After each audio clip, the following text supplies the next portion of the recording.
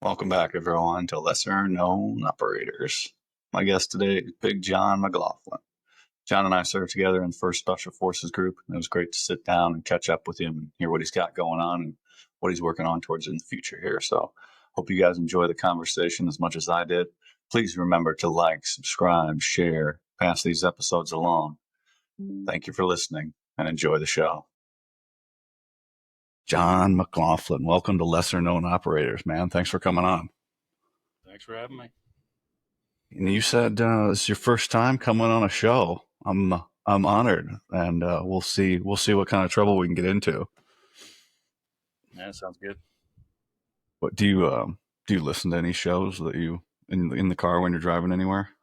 Um, got a few, I guess. I just kind of go in between them. I kind of got hooked on Tim Pool, his podcast. I kind of like that one, and then Jason Whitlock is another one I listen to for kind of like some sports stuff a little bit there. But Oh, okay. there's like a murder one that I listen to every once in a while because I just want to hear how people get caught at that. So it's kind of cool.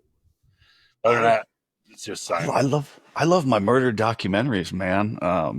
The wife and I were always watching them on the streaming services, but we're out now. We've watched all of the good ones, so we're like, and we watched all the B level ones. So now Mm. we're on like the C level ones. They're all terrible. I mean, still people died. It's still terrible, But yeah, but it's like you kind of feel bad. You're like rating the level of people suffering at this point.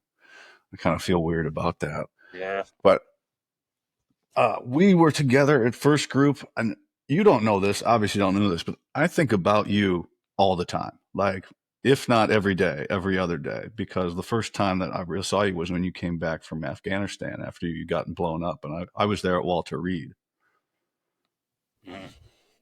when you came in, and Yeah. I met your wife, and she was funny, right? Because she's a nurse, and you were fucked up, and Yeah. she's just like, "Oh yeah, that looks bad," but she was totally cool. She's like the most calm, reacting to what she sees as coming out of combat. Did you? What stories did you hear her telling you when you got back? Um, just from her, I mean, she's pretty blunt. So like, I guess like that's what's been great about her for that. But it's you know, she was the first one like after I kind of woke up out of everything, because she told me everything that happened and was like just straight to the point. And yeah, that's kind of her attitude, like what you said there when you talked to her. She was just kind of, yeah. I mean, well, yeah, it's he got hurt, but it's all right. He's alive. It could have been worse. So yeah, it was Yeah. kind of her attitude towards it. So I think it was a good attitude. I'm not saying it was bad by any means. So I think she's Oh, stays pretty positive about it. So oh, that's great, man. I mean, it's the better than the inverse, right? Of yeah, oh, completely flipping out.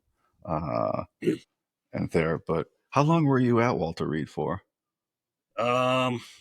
Shoot, I just know that it was probably between August, and I remember I got home right before Halloween. So it was like that was like my goal, to get home before Halloween to take my kids out trick or treating. So that was like the big thing for me to try and do. So It's like um, 2.5 ish, I think, or something like I think it that. was right around that. So yeah. Yeah, So because I yeah. was there for some TBI treatment or something like that, and then you roll in, and then I'm like, well, I kind of feel like a wimp now because I'm like, oh, my head hurts, and you just gotten blown up in Afghanistan. I'm like, oh fuck, is there anything I can do? Obviously not. I'm a patient there too. There was nothing I could help with, Yeah. but fuck, man, yeah, 2.5 months. You got pretty bad residual TBIs from that as well, right? Yeah, I mean, I had a lot, like just the TBI itself. I guess just from the explosion was pretty bad, but I had other stuff too. Like I had the shrapnel hit my neck and it hit my carotid artery, and that threw a blood clot up into my brain, and that caused a stroke. I can't remember what the the doc said at there on base at Fort Lewis, but it's something. She goes, yeah, it's right around like 15% of your brain's just not working right because of that. So the stroke was the worst part. Like a residual effects of that, I can't, like my left hand, which is I have all my fingers on that one. I can't feel like tactile sensation. So like if I grip something, I can't tell I'm gripping it too hard, and Um, I drop a lot of stuff, and then hot and cold. So every once in a while, I'll burn it. So Yeah, don't test the baby water with that one. Fuck. yeah, You gotta be real careful. What like if you let's say you're at 100% before, where do you feel like you're at now? I mean, this is because that was 17, so we're 8 years on now. yeah, it's 9 years on now. It was 2016 is when it happened, right there at the end Yeah, of. it was summer of 16. Yeah, that's right. So as of right now, I feel I'm probably at about 80%, maybe a little bit more. I have my good days and bad days when it comes to the TBI stuff, I guess, more or less. But I think I've gotten good at working around it.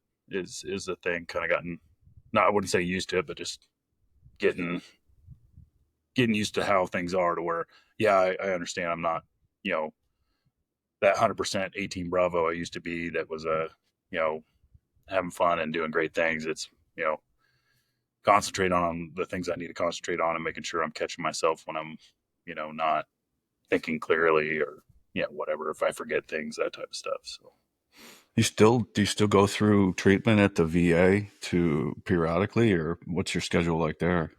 yeah, I don't know, I go probably every 6 months or so. I usually make a trip there, I think just to check up for everything and, uh, med refills and all that stuff. But it's, as far as like TBI treatment stuff, I don't really do any more of that. I did a lot when I was still when I was still active duty. I did a lot of stuff while I was still in to try and get back where I was at. I mean, if you compare it to where I was in, like, when I first got back to group and uh, to now, it's night and day difference. I mean, gosh, I was like slobbering all over myself. It was so bad back then, but now it's a lot better now. But yeah. Yeah, obviously. Yeah, because anything post like that, I mean, you took a hell of a blast, Mhm. and then you hit the wall, right? Because it threw you into the wall. Yeah, I think when I went flying back, I mean, and I was, a pretty big dude, so it was heavy enough to throw me, but it was, I think a guy behind me, um, I went right in the back of him and then like hit the ground after that. Cause I know with some of the brain scans, they can see that there was like a little bit of damage up to the back, as well. So, Yeah.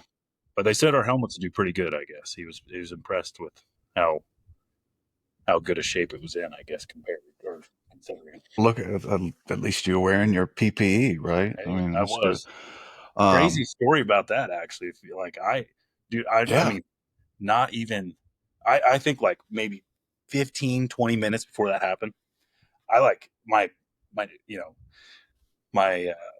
night vision just kept hitting my eye pro. So I took my eye pro off because I was getting so annoyed and they were fogging over. So then finally, like, I think like, I don't know what it was, 15 minutes before that, I put them on. I put them back on, and I'm so glad I did because those were so ate up. After I saw them, I was like, wow, I probably would not be seeing right now if that was the case. So PPE works. So You don't think so, but those little cheap iPro, the Army has got that right. Those things are yep, basically indestructible. What was that picture? Was that in like 18 or 19 where that Air Force cat took a blast right to the face and it's completely clean where his iPro were. Remember that one? And he's just standing there giving the middle finger and he's covered in blood. He can see that right now because he just had those cheap fucking issue safety glasses on that we get. I'm a believer in it because like I had just, I mean, like everything here and like here and then just like above it was just peppered, and the glasses themselves had scratches, and like just you could tell stuff like it was just hit it hard. So I'm so glad I put those back on. So Yeah, well, you think about all the things that, like, I'm glad I made that decision when in the time.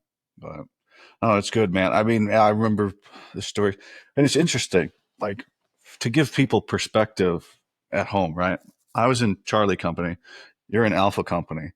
We mhm. worked, I don't know, straight line, 100 feet apart, maybe less than 100 feet apart if you go straight through the building. No association with one another at Yeah, all. Like, you don't know what the people on the next door to you, on the next wall, are doing, Yeah. let alone 2 hallways over. So you're an Alpha company, I'm a Charlie company.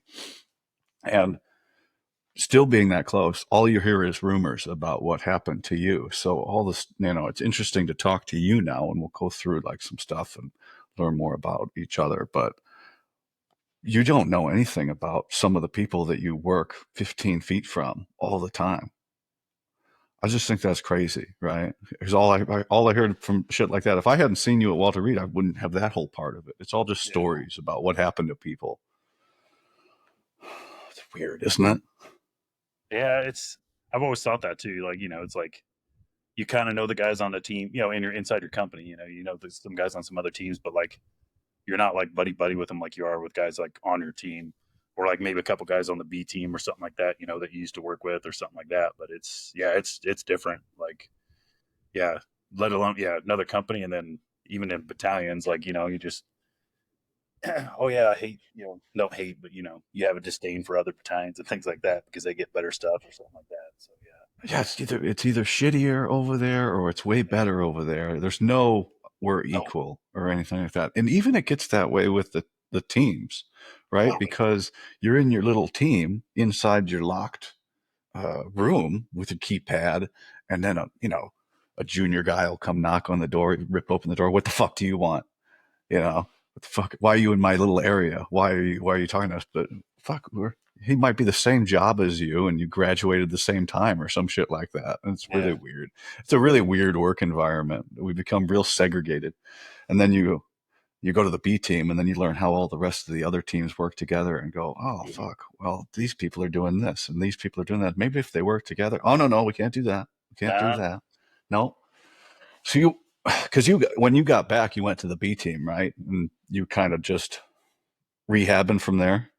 yeah, I think. So yeah, when I got back, my company was still deployed up until like December. They got back like early December, but it was like um, kind of just doing rear D stuff and then just trying to get back in shape, trying to, I guess, get everything working again. Like my right side of my body took most of the damage, like the hand and everything, but it was like I just get my grip strength back, getting all that stuff back, and then really working on the memory stuff was the big thing. I went through some pretty like every day going to cognitive therapy and all that stuff. Speech therapy was like a big thing. I know that sounds weird, but speech therapy is more like cognitive therapy. I didn't realize that until I got there. I was like, you guys really need to change the name because I didn't understand that. So, but that definitely helped out a lot. I mean, I was bouncing back pretty quick, I think, for what they were thinking of. But yeah, I was on the B team um, for quite a while, um, like a couple years, I guess, more or less after that, just trying to get back to a team. But yeah, that was kind of how it was. So yeah, spent some time on the B team. Hey, so did I. I never left, right? Or I went to the C team. And looking back now, I'd love to go back and sit on the B team and take care of what anybody else needs. Fuck, I'll go do that job. I'll go back to the battalion. Hey, you want me to be a recruiter? I'll go do that. What do you need? Yeah, But that's not an option anymore. So unless we go to war, maybe it's back on the table. We'll see. maybe. Maybe. But people ask me that. They so, are you worried with anything going on in the news about getting called back? And I go, listen, if they're calling me back, we are fucked. We are beyond fucked because I am the last in line with my little code at the bottom of my paperwork. They'll be calling other people back that are much less suitable than me first. Yeah. So you know how the Army medical system worked before you got hurt. Mhm. Um, it's great if nothing's wrong with you. How do you think it was after you got hurt? Was it because, I mean, there's a lot to do there to get you back in the fighting system. Was it more or less than you expected, being all the resources available to you? It's it's interesting. The way I can say it is I don't think a lot of the doctors, like at Walter Reed especially, and I'm not saying anything bad about Walter Reed necessarily, but for me, I don't think they were ready for me. I don't think they were ready for a guy like me, where it's like I woke up and I was like, no, I'm like, next week let's get back to Afghanistan. Like I'm no, we're ready to go, you know. And I they were just I you know a lot of things they said while I was still in the medically induced coma was like, oh, he may never talk right, he may never, all these never, and I didn't that didn't bother me none. I guess once I woke up, my wife told me a lot about, that what they said. My dad also said a lot of what they said, which they were just gearing them up for, like, hey, once he wakes up, he's not going to be the same, which I wasn't. But, in my head, I'm fine. I'm ready to go. So I think they weren't really, I think a lot of them think in the sense of, we need to get you to where you can live a comfortable life. But in my head, I was more of a, no, I want to go back to a team. I still want to keep doing what I'm doing. Um, and I had a few doctors that were good like that. I had one that they had to take a vein, a section of vein out of my leg and graft it on my carotid artery, and that was a year after I got hurt. Um, and I looked at that doc because he was like, "Hey, we can put another stent in, we can do all this stuff." And then I just looked at him straight up and I just said, "Hey, dude, like, I'm, I, you know, I want to get back on a team. I still want to keep doing what I'm doing." And he just looks at me dead in the eyes. He's like, "You know what? Like, that's fine if that's what you want to do. I was kind of leaning this way anyway, but I'm just going to take a section of vein out of your leg and we're going to graft it up there." And he just looked at me so confident when he said it and everything. I'm like, "I trust you, so we're going to do it." And so, like, I had moments like that where there was some people that I think were on the same page as me or understood me in that sense. So, but there's stuff that always could be improved. There's always stuff, I think, and I think they're getting better at it. Um, all things considered, I mean, we spent 20 plus years at war.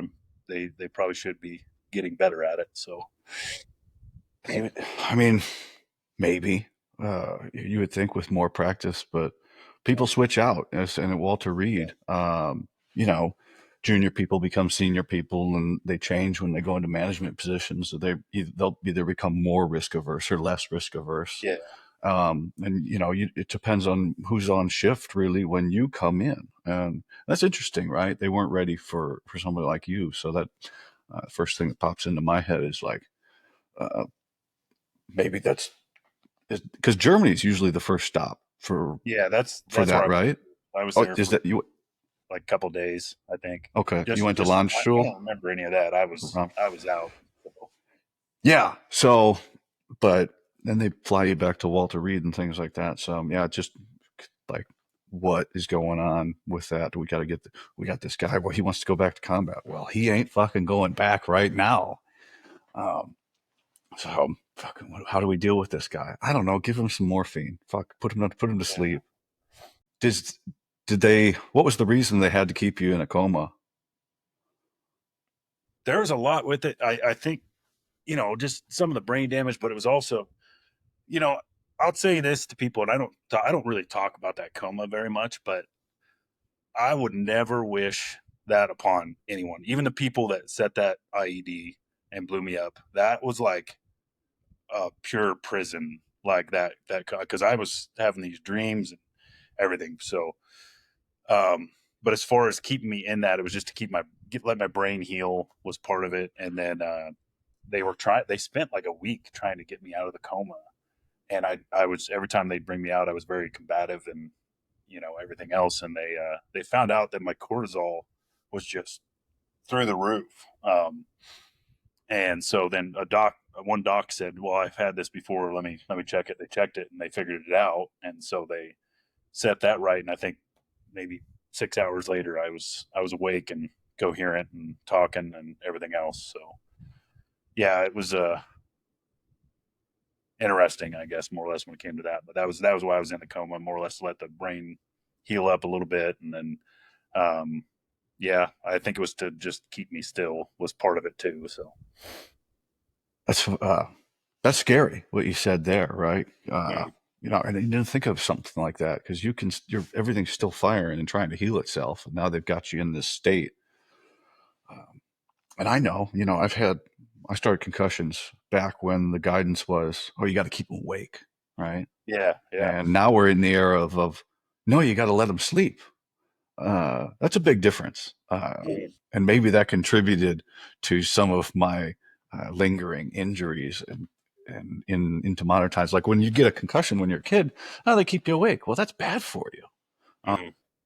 And now we're like, no, we got to rest the brain. We got to get some sleep. We got to recharge and all this other shit. Yeah, that I kind of never thought about it until right now.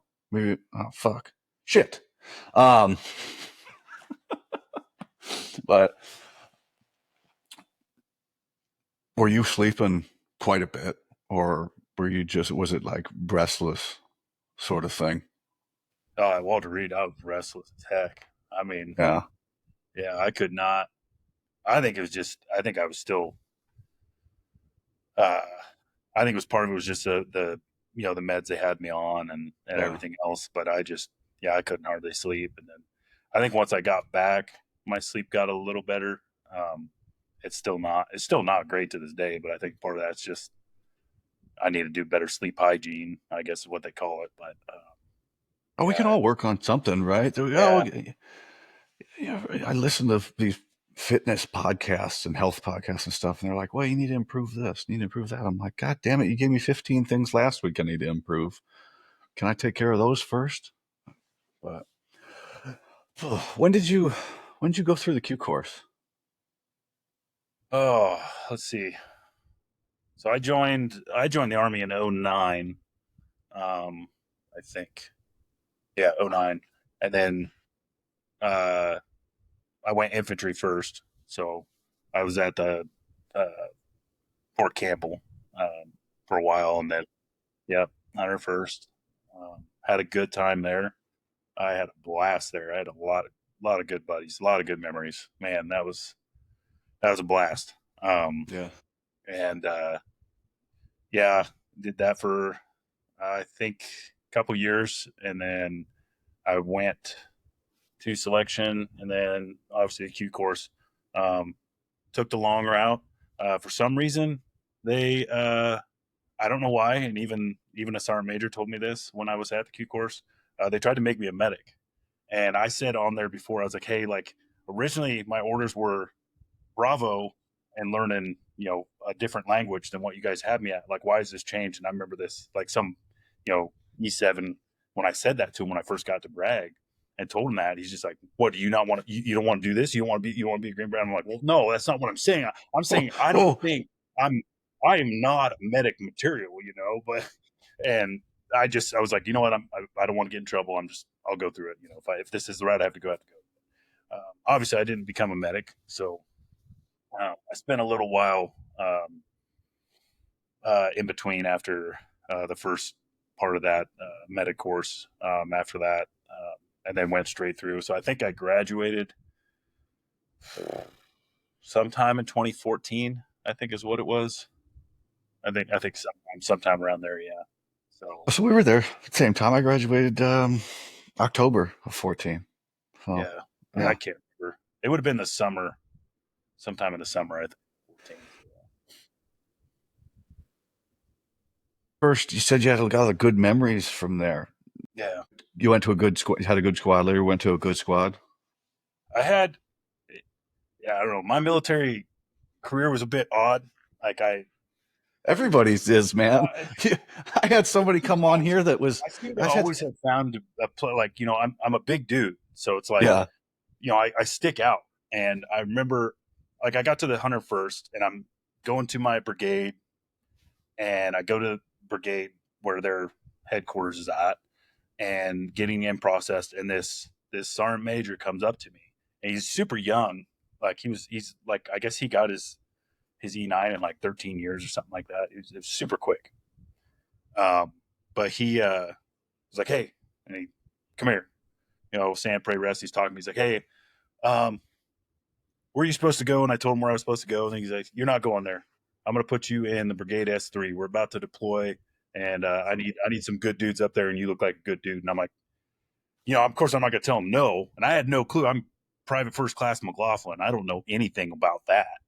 So it was crazy that I went on deployment and I started out up at Brigade S3 and I was a RTO.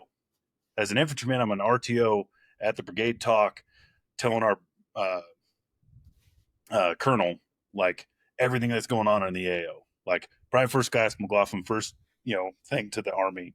That was what I was doing. So then finally they let me go to the company I was supposed to be going to, and then so about halfway through that deployment, I was able to actually go down to a line company, and I was actually in a Cav squadron, but in a infantry company inside of a Cav squadron. So, but yeah, that was fun with those guys. I mean, a lot of those guys I could probably pick up the phone. Like if we got on the phone right now with them, like I'd be able to talk like and I hadn't seen them in over a decade. Well, almost 15 years. So it's like I could probably start right back up where we were. So that was a pretty cool deployment, I guess, more or less. That was a kind of let us out on our own, and yeah, it was that was fun. But that was my first jaunt in the Army. Was like, man, seems like a bit of an odd route to go. And then I guess once I met a couple people with long tabs and talked to them, I was like, I think that looks like a fun route. Maybe I'll go do that. So that led me into everything else. So. Well, you're at, fifth group's right up the street there. At least you're on a base where there's Green Berets. I'm at Fort Sill, Oklahoma, in the middle of fucking nowhere. Yeah. And it's not a similar thing. Everybody's got a different path. Like there's so many different, like, I get to sign in and they're in the field, and this master sergeant comes in, and maybe he was a sergeant major, I don't know. And he points at me and he goes, battalion. And the other guys, so I'm going battalion. He sends him to a company. So, I didn't know until later on that, you go to battalion, your job is gone. You don't get to ever do your job ever again if you don't go to a line company. So I'm multiple launch rocket systems, which my job turns out is fake anyway. It's just sitting at a desk. It's nothing special. So I'm not too bummed that I never got to do it. But I went to battalion, and if you are fit or look fit, you're just going to get these jobs that will no way be related to what you could do. So I think I went to the S2, no security background or anything, but they just needed somebody to sit at the desk. Like the one guy that was good at PT, he was the colonel's driver, right? So all he did was he did college the whole time, and he would just drive the colonel around. But yeah, this is a weird thing in the regular Army. If you're like good at running, or you just look the part, you're not going to get to do your job. It's a weird thing. I mean, I'm sure some people do, because there's plenty of people in the Army that get to do actual what they signed up for. But nope, not me. Never. Fucking a weird thing. But would you see group guys periodically around on base? I don't know. I think it was kind of the same way it was at first group. A lot of those guys, and what's weird is fifth group's calm ground. It's not like it's off on its own secluded way, but it's just like it's on post. You can see it, but it's like you don't see those guys around. They don't. I think they're all doing either training or just hanging out in the team room, whatever they're doing. But it's it's different, I guess, when it comes to that. But you see him every once in a while, and you're kind of like, oh, I remember when I was a private, and I'd see him in the shop. Oh man, look at that guy. He's got that's Green Beret, man. That guy's so badass. And you're thinking, chalking these guys up to like this huge pedestal of what they are. And then it's funny when you get to group and you're kind of like, well, I guess I'm that guy now. So I always wondered if that's how, I guess some young infantry kid maybe saw me that way, maybe. But I mean, I don't know, that was kind of what I saw, but it was more like in Afghanistan, we had to pull security for a mission that was in our area where we were working, and they got to go do all this cool stuff at night. And I saw that and I said, why can't we do that? Like, that's right there. We always get shot at from there. Why are we not doing this? And they're like, well, because we can't do that. And I'm like, well, this is stupid. So that's why, kind of part of why I went. But it was like, well, I want to go do, that stuff, or or something other than this. I don't want to just sit in the truck or just put up concertina wire around an intersection. This is kind of silly. So Yeah. They do anything, right? Because a lot of the regular army, you don't do anything. You know, you'll do more. And I've heard this from guys. Obviously, I never went to combat, never deployed and all that. I didn't get my chance. But a lot of guys, they'll just deploy. They'll do more infantry shit in the train up than they did deployed. They just sat at a gate guard for 12 on, 12 off for 15 months without a day off or some shit like that. And didn't do anything else. I'm like that. Can you imagine that? You're there 6 months and then you go, well, 9 months more, 9 more months to go. Fuck. But in an SF unit, you know, you're hopping and popping all the time.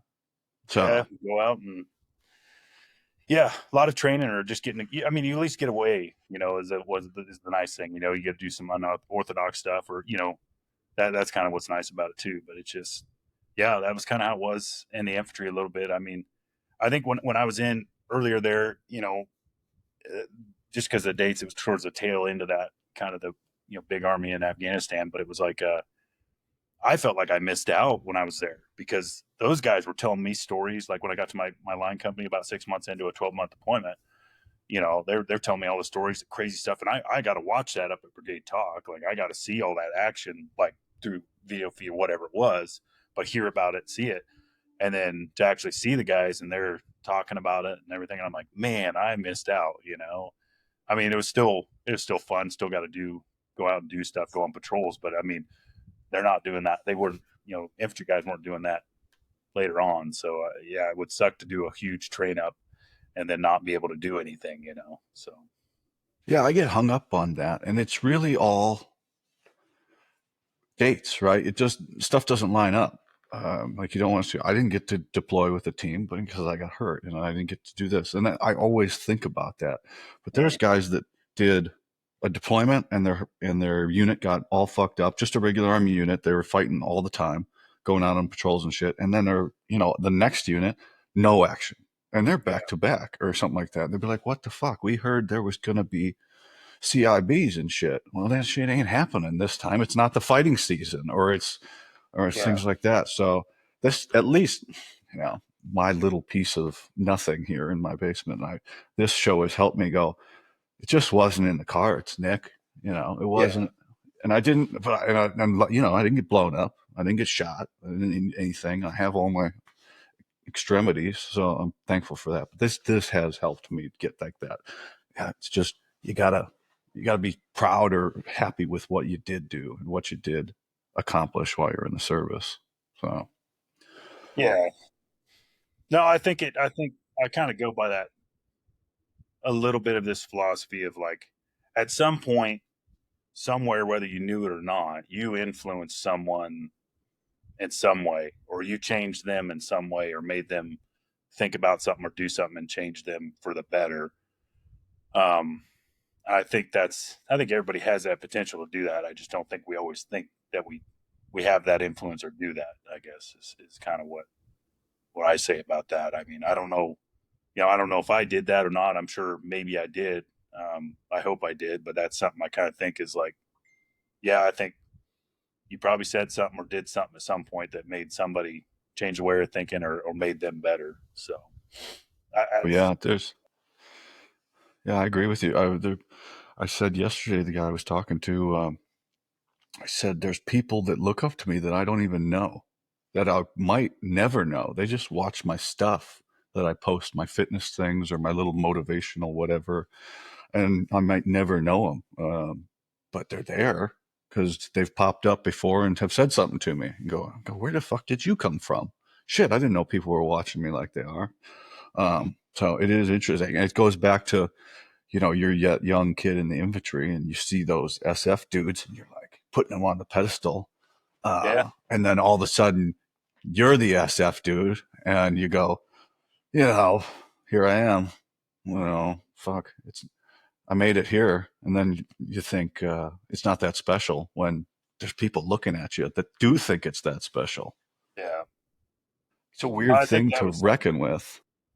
I think that was something I always kind of tried to stay conscious about, like when I was out and about and if I was in uniform, was to like go into the shop ed or PX or something. It's just like, you should look the part and be still kind of have that regular Army attitude of, you know, taking off the headgear when he's taken off, put it on when it needs put on, do all kind of stay in regs a little bit, because there's them young kids are looking up to you. And if you're not showing them how to do it, then you're not being that.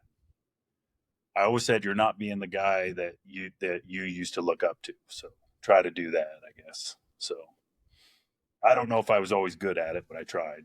So Yeah. Yeah. The it's crazy how our perspective of a Green Beret changes, right? Because you show up to selection. I mean, the first Green Beret I ever met, because it was a CA recruiter that was going Fort Sill to Fort Leavenworth to what's the other one? Kansas, First Infantry Division. I forget, but he would just do that circle all the time, and it was a CA guy. And so I get to selection, and the first Green Beret I ever met was Daz Fleming from 1336. yeah, So I he remember was he the was out first there. one. And then he was the first one I met when I got to first group too. I was like, I know that dude.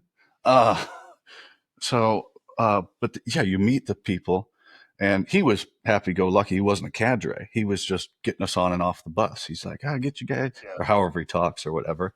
And yeah, and he, we get out, and then they go out to cadre, and those guys are serious when you get out to SFAS. But they're just us yeah, with, and like I'm the least serious.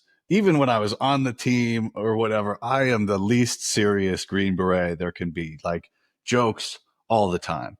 And one thing that still blows my mind is I'll talk to people from group or the Q course or whatever, and they'll be like, "Man, Nick, you were so fucking funny," and I'm like, "But I'm not funny now." And one guy, he said, "You were probably just funny in the team room, and that's a whole different environment, right? You can say a lot of different shit in the Q course or in the team room than you can say in civilian life now." And I went, I guess I never thought about that. Because yeah, he's like, "You're funny now." I was like, "Yeah, this is my show." He's like, "Exactly." But those guys were serious, and they're just us, which is weird to think about, right? But you just put some sunglasses and put your hands in your pockets and you look like yep, a tough guy. But just, we're laughing at things the same as everybody else is behind the scene. We just did this really hard thing. Fuck. It's yeah, weird to think about the people we look up to or that think all this. Like we're just normal people. yeah,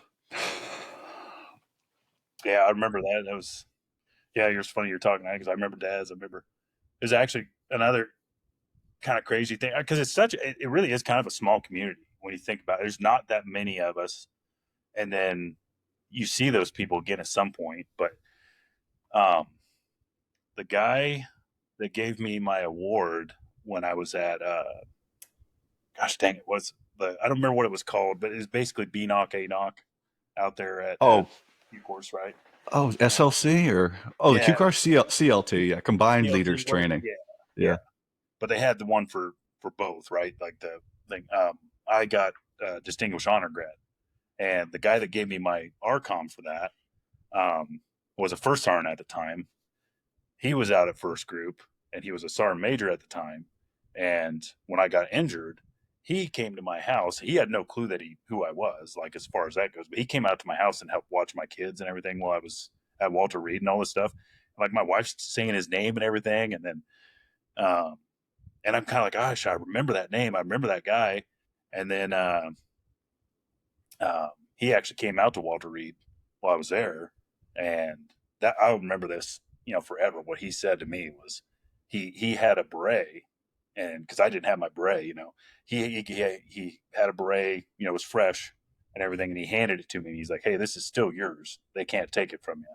So if you want it, you can have it." And that like, yeah, like I get emotional thinking about it right now. But that what he did there, that's what started the push to get better. But like kind of like you're saying, like you meet all those people again, you see them again. Because it was funny. You said there, you said you remember Daz and everything, and it was just it's a small community, and it's you see those people again at some point. So Yeah, and the impression you're going to make on him. Like one guy I saw 3 times. Like he was a cadre, and then I get to my unit after the whole Q course, and by that time he's gone back to first group, and he's like out the door, and he has same personality. I'm like, oh, what the fuck did I do? Oh yeah, I'm the new guy. That's right. Shit, fuck, I haven't done anything yet.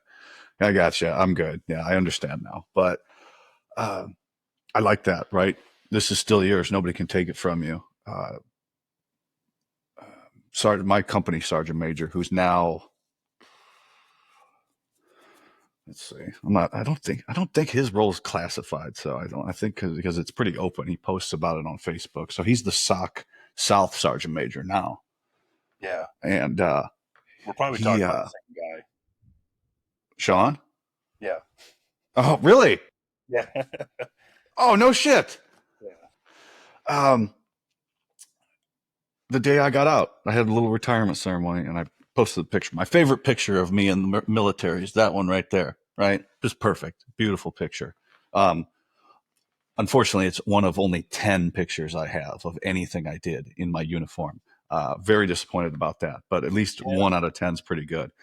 But for comment on there, I've got it saved, clipped out on my phone, saved so I can look at it all the time. It says, you're never not going to be a Green, or you're always going to be a Green Beret. Mm-hmm.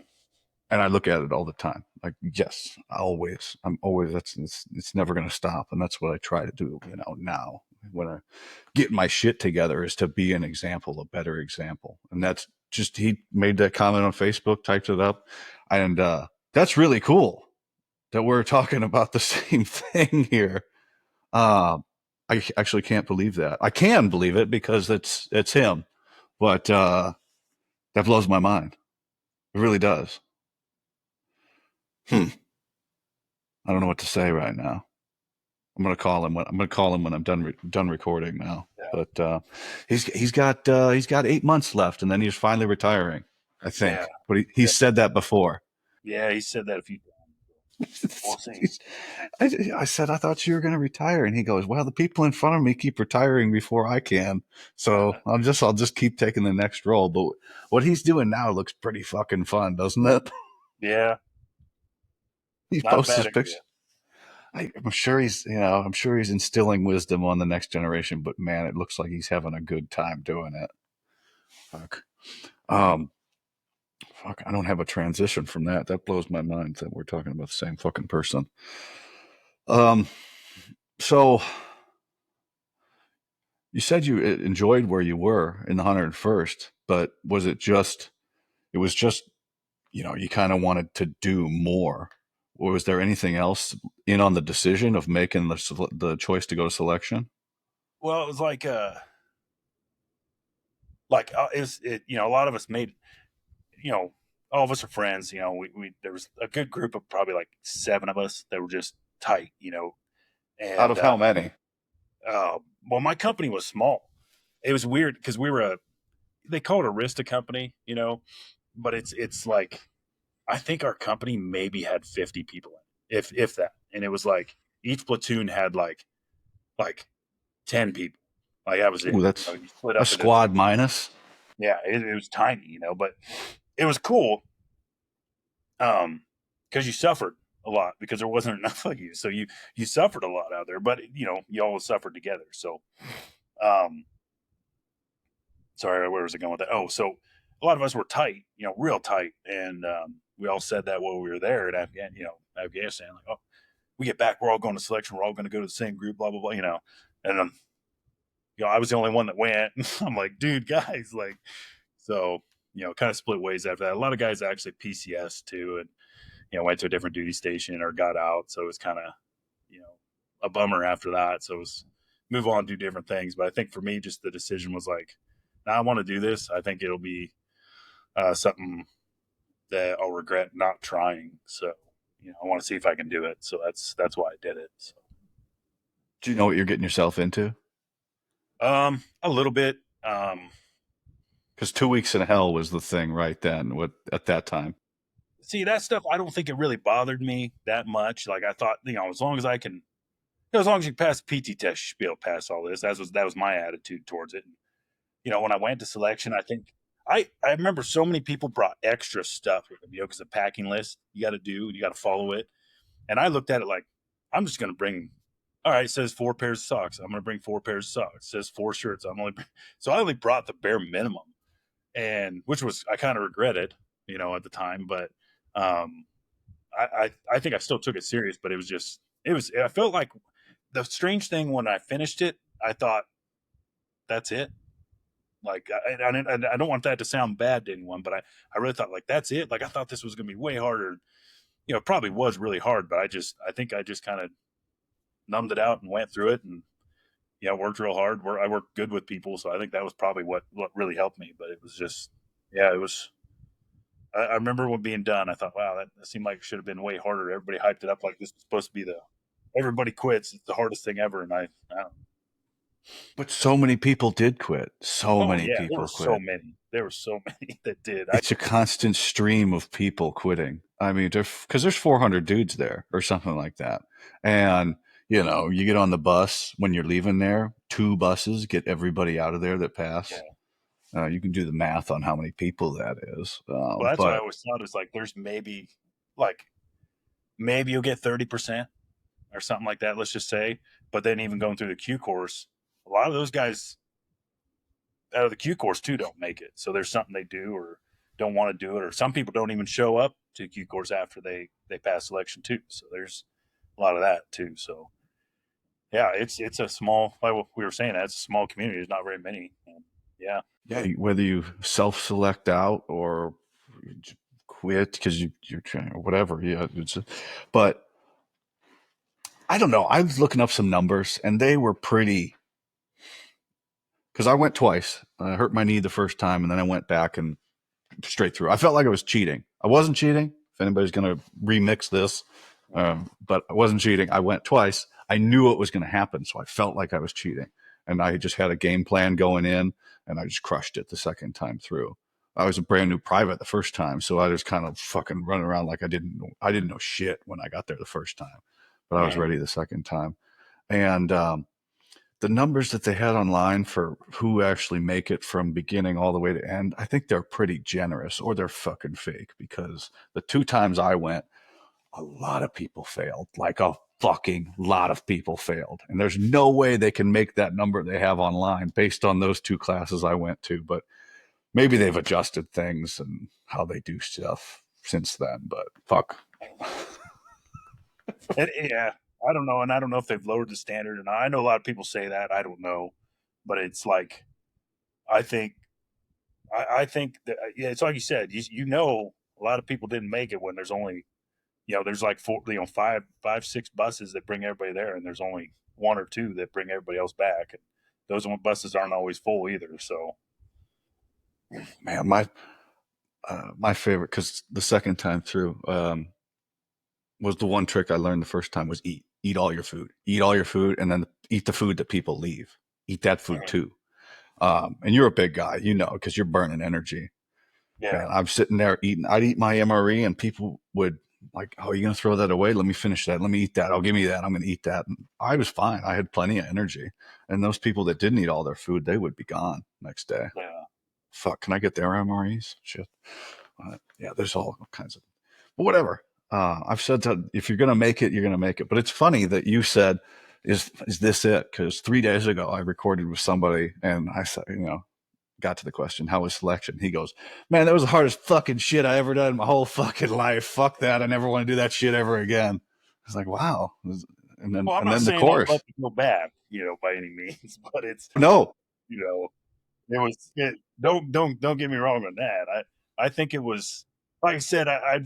I think I hyped it up so much, and I think, all my buddies around me hyped it up, and nobody wanted me to fail back at my unit. That was a cool part. I think that was the coolest part back at the unit I was at, was when I got back and there was a first sergeant that, well, he was a sergeant major. He was my first sergeant when we deployed at my company.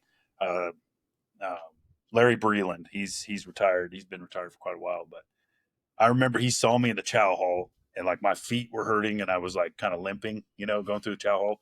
And he just looks up at me and he goes, "That's a hell of a limp, Mac. That's a goddamn good limp." Like, he was so stoked that I made it and passed. Like, he was and that felt good. Like there's a lot of little people, like kind of like we're talking about before, like you've changed somebody's mind or changed them, for the better. So I think like that was pretty cool about it was just that, seeing people excited for me. But I just remember before I went, this is gonna be the hardest thing you've ever done, and it was at that point. I think it was the hardest thing I'd ever done at that point in my life. So, but I remember afterwards, like thinking, "Dang, I thought that was supposed to be a lot harder than it was," but it probably was, and I just hyped it up too much. Like I said many times on here, experiences may vary. Yeah. There were guys that were fighting for their life in the Charlie course where I just went, this is pretty easy. But, Mm. you know, other parts were a little harder for me. But no, I had, when I got back, I think my unit was on rear D. And, I got back and Master Sergeant's like, did you pass? And I was like, yeah, here's my profile. He's like, good. They let me do whatever the fuck I wanted at that point. Yeah. He's like, you're good. And there's a staff sergeant there, and Daniel DeCristo, and he gave me when I got back from jump school, because regular Army, you have to go to selection and come back. And then I had to go to airborne and come back. And nobody knows how to work DTS. So you got to go through one person, and it's a whole fucking mess. God, But yeah.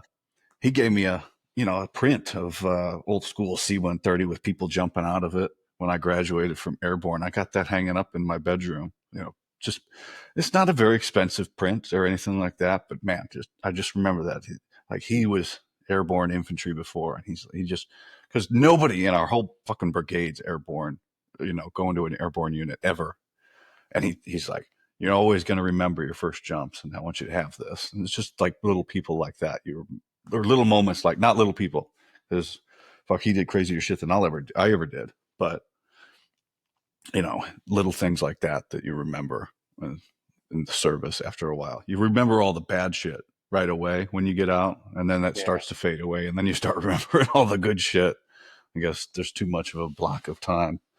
But man, fucking, so you go back to your unit, and well received too, because some of the guys at selection, their units don't want to see them, especially the guys coming from Ranger Regiment. But yeah. I think I talked to somebody, and what did he say? He was basically punished until he PCS'd from regiment. So because they can't kick him out now because he passed, so he's on orders. But if you fail selection and you go back to Ranger Regiment, you get the boot the next chance you can. So it was always, I didn't learn that till later, that experiences, or your command isn't always behind you when you want to be a Green Beret. Yeah. Why do you think that is? Why do you think some other units just see going to selection as turning your back on them?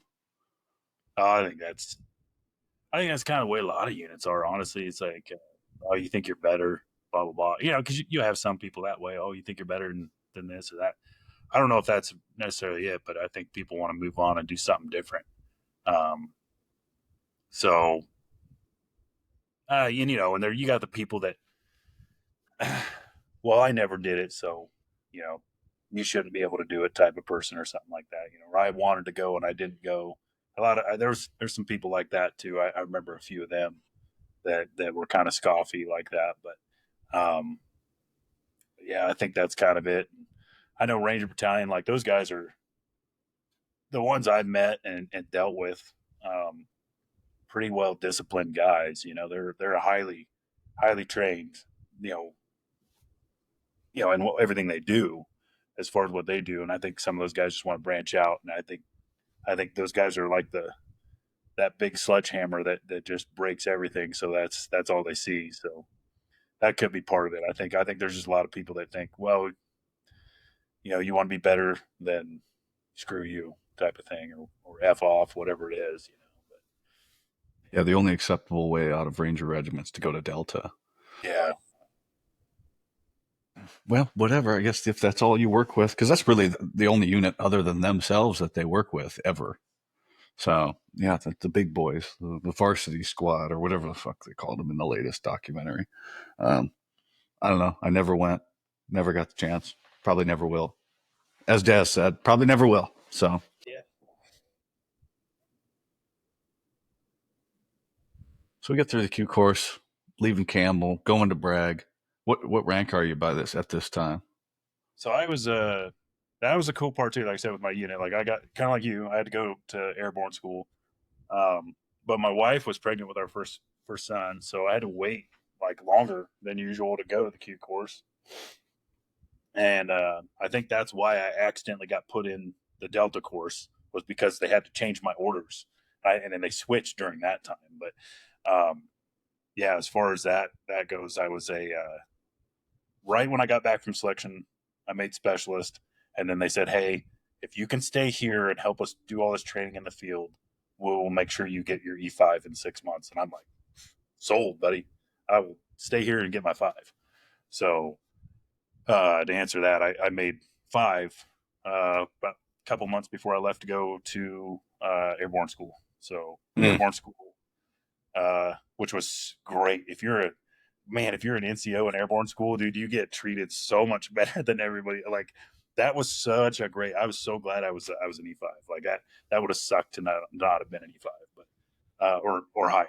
But yeah, went through the queue as an E5, and then once I got to first group, I think a few months later, whatever, I got my 6. So yeah, I can tell you, yes, I went through airborne as a senior specialist or whatever the fuck, squared away specialist, and it's just all people out of basic training. They're finally let loose, and it's a fucking zoo in the barracks, and the NCOs are off in their own little area, just away from this travesty. I don't wish that. And I was asking my first sergeant, I was like, "Can you make me a corporal before I go?" And no, he's like, "Nah, I ain't doing that." I was like, "It's just one piece of paper. Just sign this piece." He's like, "Nah, we don't have one on our MTO." I was like, "Just sign the goddamn paper." But fuck, whatever. I'll probably never do it again, right? yeah.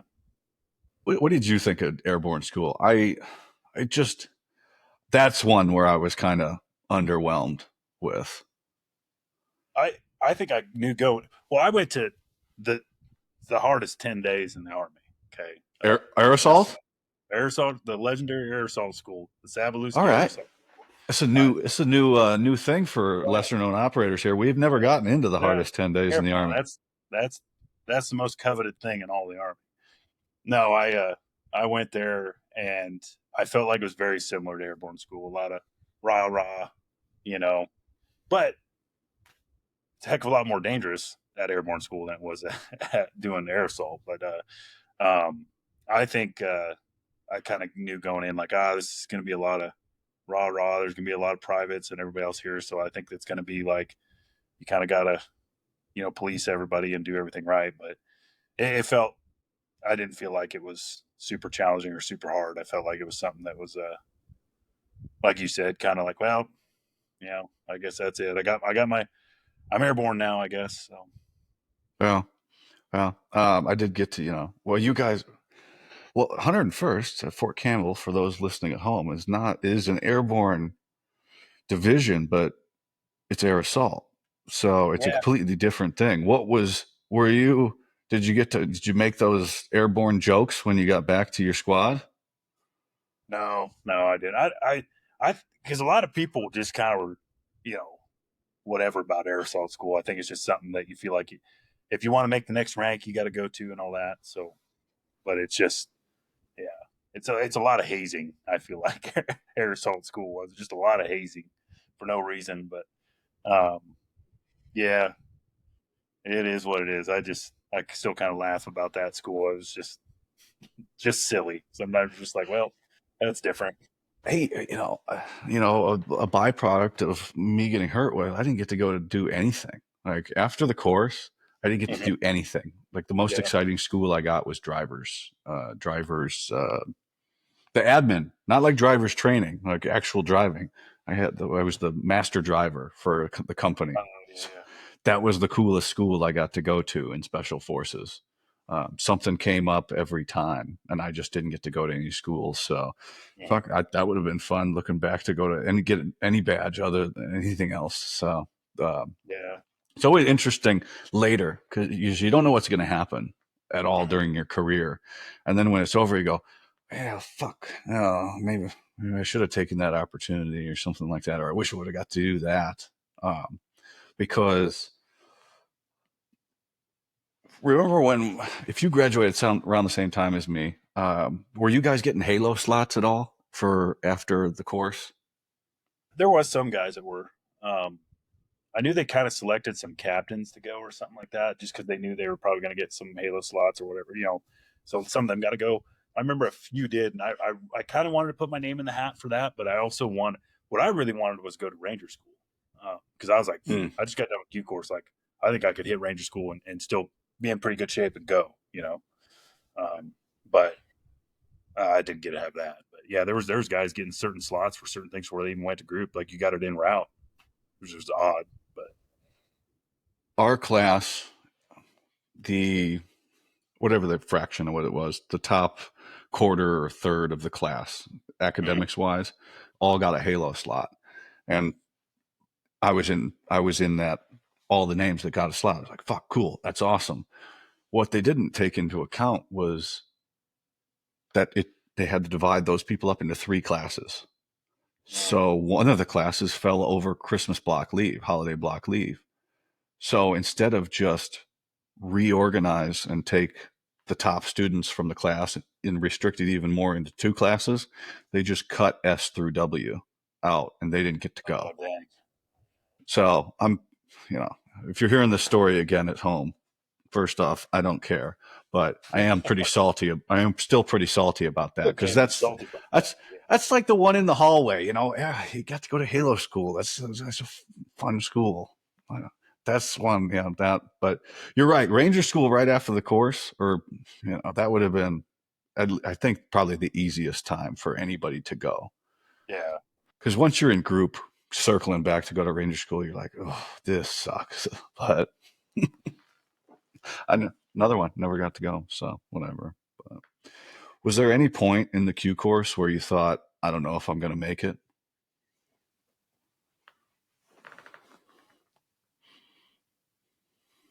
Trying to think. Twice. Once at the very beginning with the Delta thing.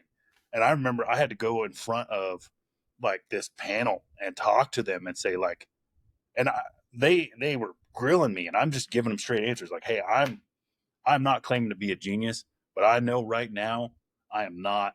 This is not where I'm supposed to be as far as that. And finally, like they looked at all my scores, and I'm not stupid. I'm not saying I'm stupid, but I was not Delta material according to all the ASVAB scores. So this sergeant major looked at it and goes, "Yeah, what the hell is he doing here?" like that. So I got lucky with that. But the other time, I was actually in Robin Sage, and gosh dang, there was partway through it where, because I'm like, as a Bravo, you get done with the Bravo course, and you're full of just testosterone. You just feel like you're just the king of everybody. We're the best. We're better than everybody else. And so when I go to Robin Sage, I had that same attitude, and so like all these captains like looked at me like I'm some sort of like special guy that knows everything and does everything, and I was trying really hard. But yeah, I remember the cadre there, like partway through Robin Sage, like actually we're talking to me like, hey man, we're gonna have you pull you away from like the leadership role because like we don't think you were quite ready for this. And it was a very humbling experience. But I remember at one point feeling like, dang, what if I get pink slip? What if everybody hates me because of this or something like that? I didn't end up getting it. I got nothing but blue slips. But I was pretty nervous during that, like actually. So and maybe that was just the lack of sleep too. I don't know, but But you're paranoid as a student. There's student stress, so you make shit up, yeah, and then you'll get in this feedback loop. Um, but for people listening at home, everybody at group is very smart. Like all Green Berets are very smart, but just I mean, I don't, being an 18 Delta, you just have to really want to do it. You have to really want to do it, and you have to take in so much knowledge. And so the first phase is anatomy and physiology, right? Well, it's And EMT. the You're EMT. Okay. Oh, so this is the pre-course. This is in the before the Q course even starts. So you're in that phase. Okay, that's right. So yeah, that it's just so much that you have to take in and go, what the fuck? I thought we were going to be playing with guns, guys. It's a completely different path um, than Bravo, Charlie, and Echo. That's completely different thing to gear your mind towards. Hey, one thing I did want to ask: how tall are you? 6.5 feet. Just I think somewhere between 6.5 feet and 6'1". Oh, okay. It's because I was going to say, because you're a big guy, like, but that selection, the guys that have a rough time are either the really short guys or the really tall guys.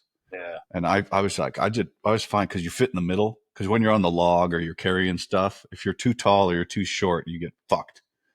So I was curious about that. So no, but get your beret. Which language did you have though? Thai. And that was another animosity thing because we bought a house in Tennessee, so that was right outside Fort Campbell, Kentucky. Right, it's right on the Tennessee Kentucky border, and so I wanted to move back. I wanted to go to fifth group, and when I saw Thai, I thought, well, that's not fifth group. So I wanted to go to learn Farsi or something like that or Dari, but yeah, they ended up being Thai, so I was all right with that. But ended up renting that house out for a little bit longer than I was hoping for, but finally got it sold. But Thai was a language I learned. Me too, man. Never used it, not one time. Yeah, yeah, that's what sucked. I learned Thai, and then I go to first group, and you think, well, you never go to the Middle East again, and oh, hey, welcome to Alpha Company. This is the war company. So, Yeah, ended up yeah. doing nothing but those deployments over there. So, I don't know. That far, a little, maybe some Middle Eastern dialects would have helped you out a little bit more than Thai. And I don't. Do you have any proficiency anymore? I do not. Very little. Every once in a while, honestly, I'll have conversations in my head about Really? it. I'll start talking because and for context now, like I'm a plumber now. So I work for a plumbing company, and you have to sell sometimes. And so there's been a few times I've gone to a customer's house, and that English was their second language, but Thai was their first, or they Come know on. Thai. They know Thai. So there's been a few times where I connected with a customer by speaking some Thai, and Here, I'm sure they're just like they see it like, holy cow, this big huge white dude knows Thai, and it's like, yeah, and then I had kind of explained why, and I'm sure it's like elementary level Thai is all I know. Like I think at one point I scored a two. Yeah, two. Like I just did the over the phone. I didn't do the like computer one or whatever. But I scored a two. That was the highest I ever got. yeah, I Yeah, got two right out of the course. But yeah, that must be a shock to the system. Plumber, big white boy in Idaho, yeah, comes in and goes, "Put pasa Thai, dama cop." What the yeah. fuck did you just say? Um, So yeah, if people will ask me, do you speak Thai? And I'll answer in Thai. No, I don't speak Thai anymore. I do not. I'm Yeah. not able to anymore. It's all gone. What a waste. So, Well, I suppose there's not but many Thai restaurants out where you live now. So. in Wisconsin, oh, they're everywhere. I mean, there's Oh, one. really? No, fuck no. No. Yeah. I mean, there's a few, but not like back where we were. But so you're moving out there, Pacific Northwest. What was that like? Because what do you think? Like, also, and I've tried to tell this to people listening. Like, there's high strung, and then there's it calms out once you get out to first group. First group's probably the most chill of all the groups. I don't know if you would Yeah. agree with that because we're Yeah. so far from third. Like third group is right at Fort Bragg. That's the flagpole. That's where command is. That's where SWC's at. You're the most looked at. And then fifth group, seventh group's partying down in Florida, in South America. Mhm. 10th group's in the mountains doing whatever the fuck they do. And then there's us, you know. nobody knows what the fuck we're doing over in Asia. No, I don't know if we knew that, like in the course. Did you think that there were differences in the group like we know now there are? I don't know if at the time I really did. I remember people talking about it, that type of stuff, but I didn't think of it, anything of it. I didn't really think like that because they say the same thing about Ranger Battalion. Because they say, you know, the closer you are to the flagpole, depending on what battalion you're in, for Ranger Battalion, it's more strict or something like that. But you also hear things like fifth group get called fifth ID or something like that, or fifth Ranger Battalion because they're so like regimented. Like, well, those guys are pretty squared away. They are, but I think it's just because, like you said, if the further away you are, I think a little more slack you get, more relaxed you are. I don't know if you necessarily get to hide anything, but it's just I think that's just kind of how it is. You're more on your own. So Yeah, yeah, and you're right. Like our compound at first, well, the old one, I think they've moved now over to the they new one and probably, everything. I would hope they would. Gosh, I think Third Battalion finally moved over to the new buildings. Somebody was telling me that Fourth had to go back over into our building or something like that, but that's unconfirmed. But yeah. what it was a nice little cozy area out of the way. Nobody could really see what we had going on. I liked it, but um, so you get assigned. What was your experience like getting a group as a because you were still an E5 when you graduated? Yeah. Okay. So what was your experience like getting to group? Because you had a combat deployment patch on at least, so you get a little bit of leeway, but how much did you get? I didn't think I really got a lot. I think that was something kind of good. I had a I got the to my company the same time as like Matt Thompson did. I don't know if you remember him, but Matt Thompson Yeah. and I went to the company the same day, same time, and our company over there, ACO, after we signed in, did everything a group. We get there, and the B team sergeant at the time, um, gosh dang it, Jim Olive. I don't know if anybody remembers him. Gosh dang, that guy is a character. But this guy just old school Green Beret, talking to us and everything, and then we go and talk to the sergeant major of the company at the time, and that was Kenny Kiesler.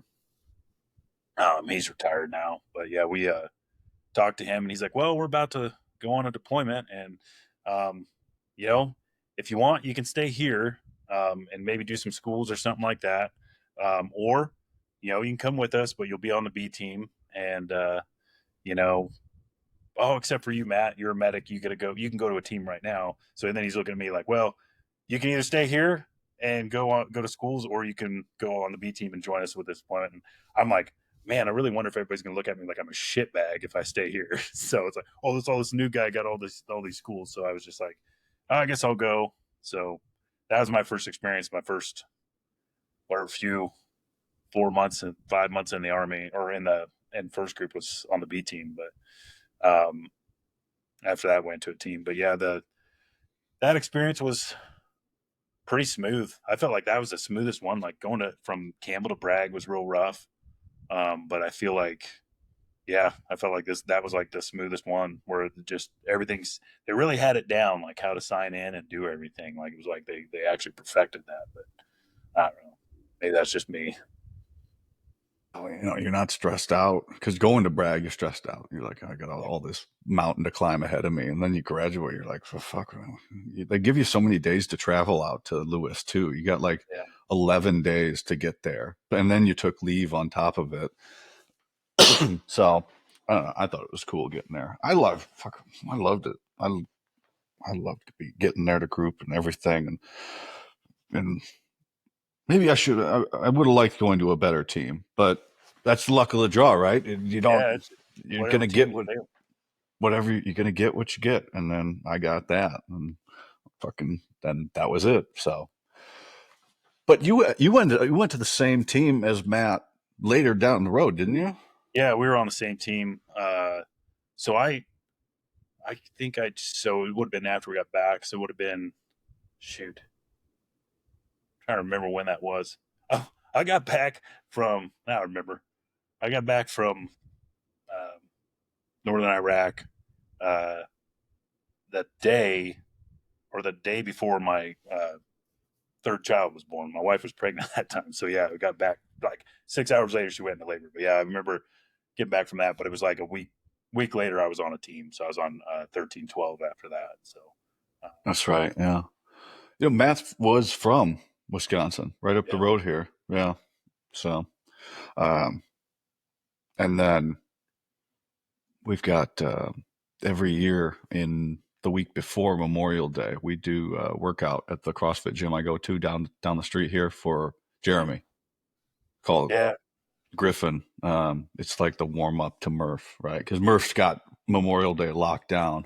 Yeah. Yeah. So we do the one for Jeremy the week before, but that's what I was going to talk about this year with Matt at the thing. And it's like, just tell people, because it's interesting. Like, there's not a lot of guys out here. There's nobody here. Yeah.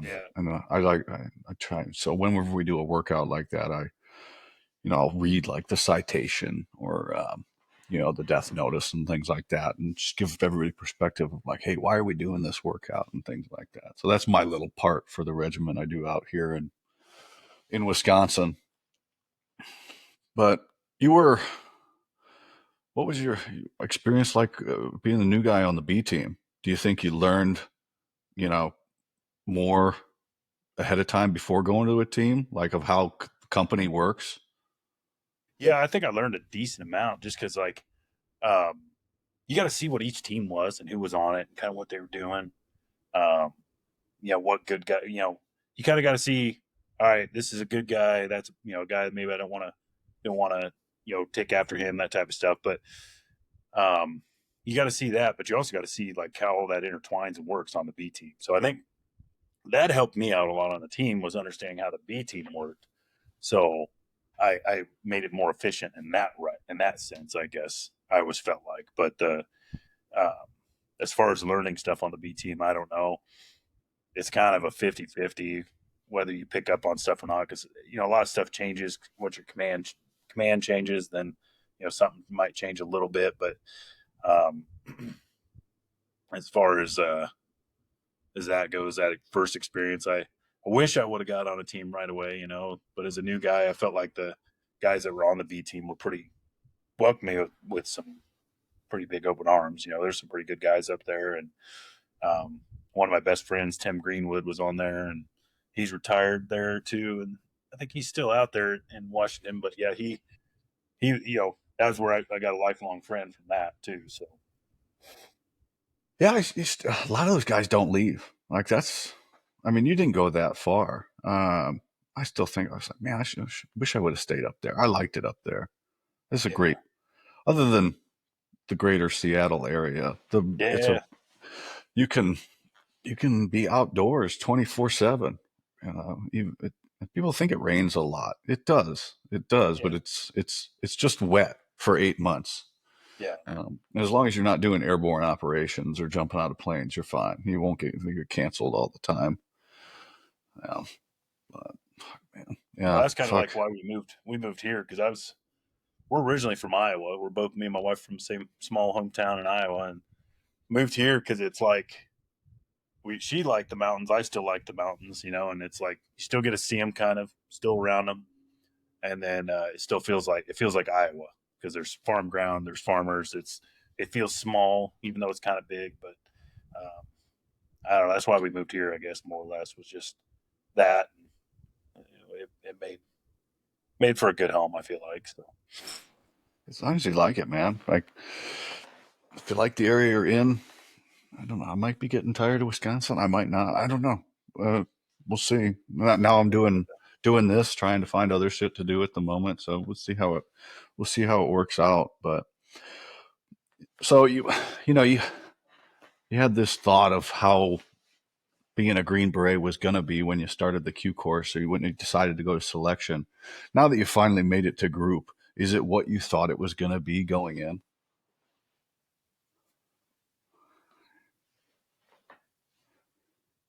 yeah, I mean, I think it kind of was. I felt like at first for sure, like it was like there's a lot of just the company I went to. There's a lot of dudes that were just man. You saw some of their awards, you saw some of the stuff. You're like, boy, them guys. You respect them. You hear about them. You hear their stories, and you're like, wow, that's crazy. Um, and I felt like once I got there, that's what it kind of felt like. I think as it went on a little bit longer, I kind of lost its lust a little bit. I guess, lust or whatever you want to call it. It just kind of it didn't feel quite the same. I think after I got injured is when it kind of when it stuff didn't quite feel the same maybe as it was, but that could be just because I was on not on a team or whatever it was. But um, I I think when I got there first, of course, as a new guy, everything's looks amazing. It's great. This is way better than, my original regular Army unit. Like everybody's awesome here. Everybody's in shape. Everybody's, you know, wanting to, do better things. Everybody's here for a reason. So, um, but I think as it got on, you kind of realize that, there is other things you can do too. There's stuff that's beyond, being a Green Beret. So some of that seemed like something I maybe wanted to do later on, but obviously I didn't get the chance to do it. But um, I think for what it was, it felt like it was a good time. It felt like it was everything I wanted it to be. So Yeah. Do you feel like the guys treated you differently after you got hurt? Because, the attitude in the hallway is everybody treats each other like shit. Like, because we're all like, I don't know, we're just all mean to each other, but like in a playful, mean sort of way, like a really mean, playful sort of way. Do you feel like people kind of treated you with kid gloves after that, or they still treat you like lovingly like shit? um, I think a little bit of both. I mean, if it was people that knew me real well, like guys that were on my team, I kind of got the normal treatment, but I felt like a few times there was more of the kid glove things going on. Um, but I think it was just I think I was aware enough to notice that, so I did mention it, to my command a few times when I felt like they were even treating me with the kid gloves. Like, hey, no, like if I fuck something up or do something wrong, I need to, you got to treat me just like a normal guy. Or if I drop the ball on something, like that's still my responsibility. Because in my head, I guess what I thought was, you know, could I still be on a team or not? Um, and how would I feel if a guy like me came to an ODA and said, I want to be on this team? So as like if a junior, I was senior and a junior came to me and said, I want to be on this team. And then I'm looking at him like, can you still function and do the stuff, or do I got to constantly, watch my back because you're not doing what you need to do? So for me, that's kind of how I treated it, I guess, after I got hurt. So I don't know if that's where I think kind of some of the, maybe the lack, or not lack, but why it kind of lost its flavor, I guess, there at group was I felt like maybe I was trying to work so hard at achieving to come back on a team that the people that were on the teams were there. They didn't see it the same way, where it's like this is something that can go away like that quick, like almost like they took it for granted. So it was very, for me, it was kind of like hey, at any moment, guys, like you could be in a car accident and this is over. You could, you could get injured on jump. You could be doing driver's training. I had a buddy at fifth group. They deployed to, or yeah, it was fifth group. Went to Africa, rolled a ATV, broke his back. He'd only been on a team for 6 months. So it's just, and I think a lot of stuff got put in perspective once I started seeing that. And I think for me, I think that was the worst part of it all, was seeing guys that would complain about being on a team and stuff. And I'm like, guys, like you have no clue what I would give right now to be on a team, so. Yeah, you don't understand wanting to go back, right? Yeah. I think a flip for mine was realizing I can physically go back to a team. I can go back to a team physically right now and just um, like PT wise and everything dominate. Like I am the fittest, strongest I've ever been right now. But man, if I were to get hit in the head, I would be useless. Yeah. And like once you realize that, because there was a guy at selection, or not selection, SUT, who was a cadre. And he said, I could still do the job. I was just, and the way he explained it, he's like, I was a liability to the team. So I retired. Like I just couldn't perform up to the level of the other guys anymore.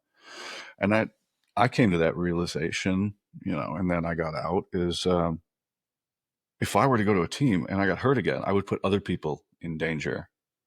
If I just got hit in the chin wrong or something like that. And that, that you can't live with that if that were to ever happen. Was there a moment where you came to that realization? Yeah, I think that was kind of mine, where it was just like, yeah,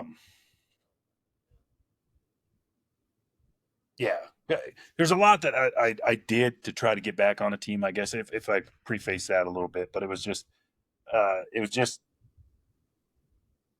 would have to get up like early in the morning, and I would just practice drills with my pistol at home, just trying to reload it because I couldn't feel this hand, So I'm trying to work the gun, manipulate the gun, and just dry firing, that type of stuff, doing different things. So I'm waking up super early in the morning doing this at my house, and then going to work super early so I can work ahead on what needs to be done that day, because I can't work as fast as I used to because my brain's not working as fast.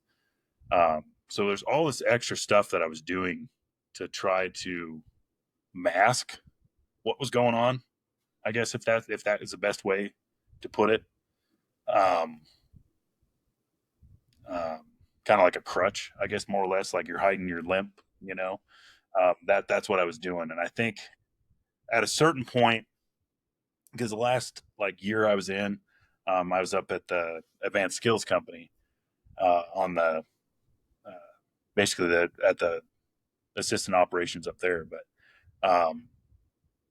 I remember there, a guy talked to me. He's still in now, and he said something to me once. Was the way he said it was, well, do you think you can go back to a team? And I said, yeah. And he goes, well, would you want you on a team right now? Like, would you, would you be an addition to the team, or would you be something that's more of a deficit? He's like, that's only something you can answer. I can't. He's like, I can't answer it for you, but only you can. And he said that. I remember I sat in my little office there forever thinking about it. And I just thought, damn it. Like, yeah, like what if I was on a mission again and somebody else got hurt like I did? Would I be able to do the things that they did to save my life? And then I thought, well, what if I am a liability and not able to do those things, and then somebody does get hurt, or even worse, gets killed? So for me, I think that's when I finally came to that realization that, like, you're doing all this extra stuff to just uh, try and make it through this, but it's not something that's gonna work out, and you're gonna be a liability. So and I appreciate that guy saying that to me. That was something I needed to hear. But as much as it sucks, something you need to hear. Yeah, it's tough because it's a lot of work to get to a team. It's a whole lot of work. And when you get there, you don't want it to ever end. That's why guys will do everything they can to stay on a team as long as they can. And then they take a team. That's the best job in the military, is being a master sergeant, have an ODA. That's a lot of firepower right there, and responsibility to have. And guys just love it. They'll talk about that for the rest of their lives. But it's more of like a what if now, right? Oh, what if this wouldn't have happened? And I'd find myself getting hung up on that and upset about it. How do you deal with that? Because even I still, like, and I don't do it as much as long anymore, but I still go, fuck. Yeah, How do you deal with that?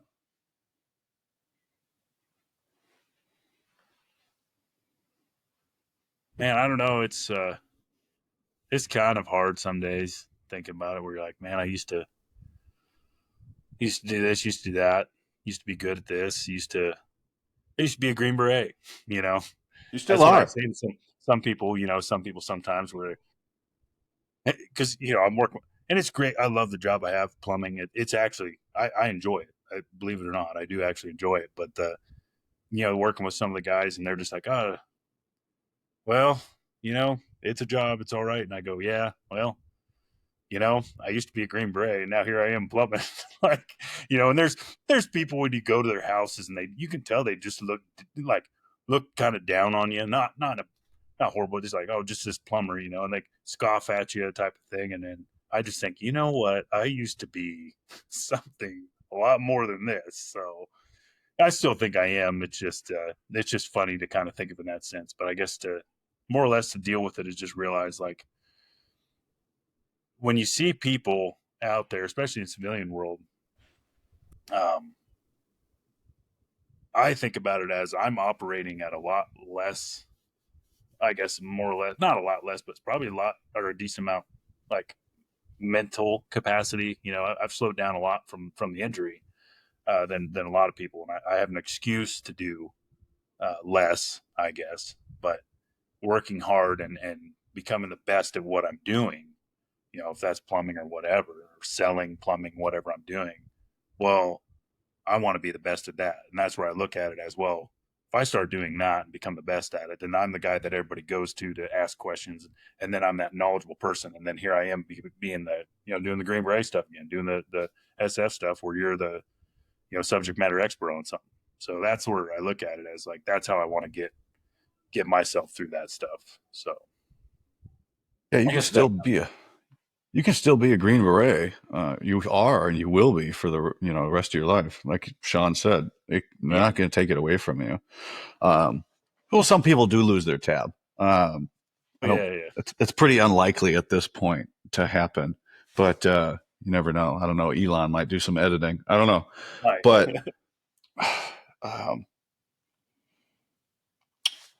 here's one for you. Let's see if you can follow what I'm trying to say. So, like, I got fucked up, but in training, right? And that affects the way I think of, like, I'm worthy of my accomplishments, right? But then I will compare myself to somebody like you that got really fucked up, but to a certain point. But then there's guys that got more fucked up, even on the same operation as you. Do you Yeah. find yourself comparing your injuries to guys that had it worse, like I do, like that imposter syndrome sort of thing? Oh, a little bit. Yeah. I think, because for me, and I don't talk about it a whole lot with, the one of the guys that was on my, they got killed on my team. Because part of me feels responsible for that. A lot of me feels responsible for that. Like, and then you feel like, am I doing everything to live up to what that person was or is? So as far as that goes, yeah, I think there's some of that I have that I deal with. And then there's times I feel fortunate, like I got to be on a team, I got to, experience that, and that's something nobody can take away. Becoming a Green Beret, going through the Q course, going through all the stuff. I mean, think about the stuff you went through that nobody else has ever gone through. It's like SEER school or SUT or Robin Sage and all that stuff. You go through all that stuff, and then you're it's a lot more than a lot of people out there have ever gone through or done or accomplished. And I guess that's how I start to kind of think about it when I get those thoughts of, like, well, I don't deserve this because I was only on a team this long, and that was one of the first missions we were on, and then I got injured, and everybody else did a lot more than me, or you see some of the awards that guys got for stuff they did, and you're like, I don't even measure up to an ounce of what they are. But I think when you really look at it in the grand scheme of things, we've done a lot more than your average person will ever do in a lifetime. We did in a short amount of time. So that's kind Yeah. of what I got it as. Yeah, and not to boast to other people, but just to yourself. You gotta be, like, proud of your accomplishments, but humble also with yourself. You don't want to overblow your ego, but at least recognize that you did great things. And I have to tell myself that, for me to be happy with what I did, don't worry about what everybody else did. They had a completely different path. You have to compare yourself to who you were yesterday, not who someone else is today. But so battalion medic might have been the same, or battalion PA might have been the same for you and me. Mm-hmm. I think, Justin. Yeah.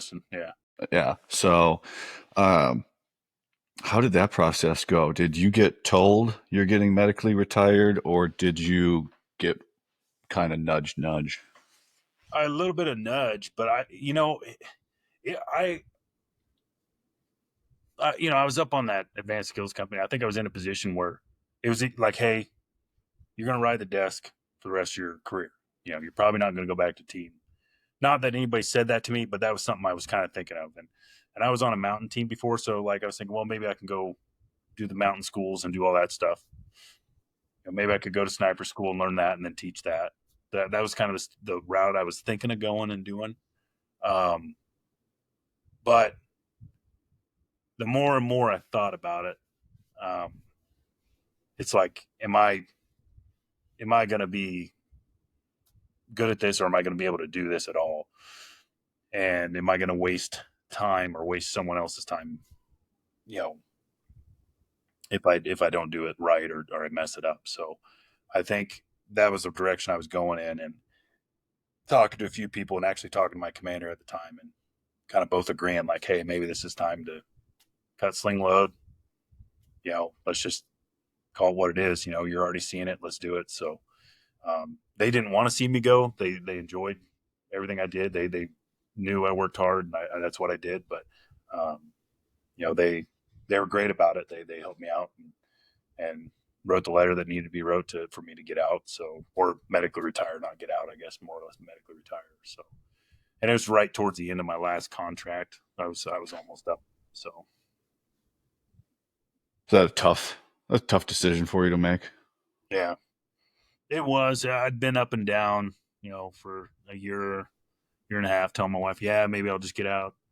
Maybe I'll medically retire.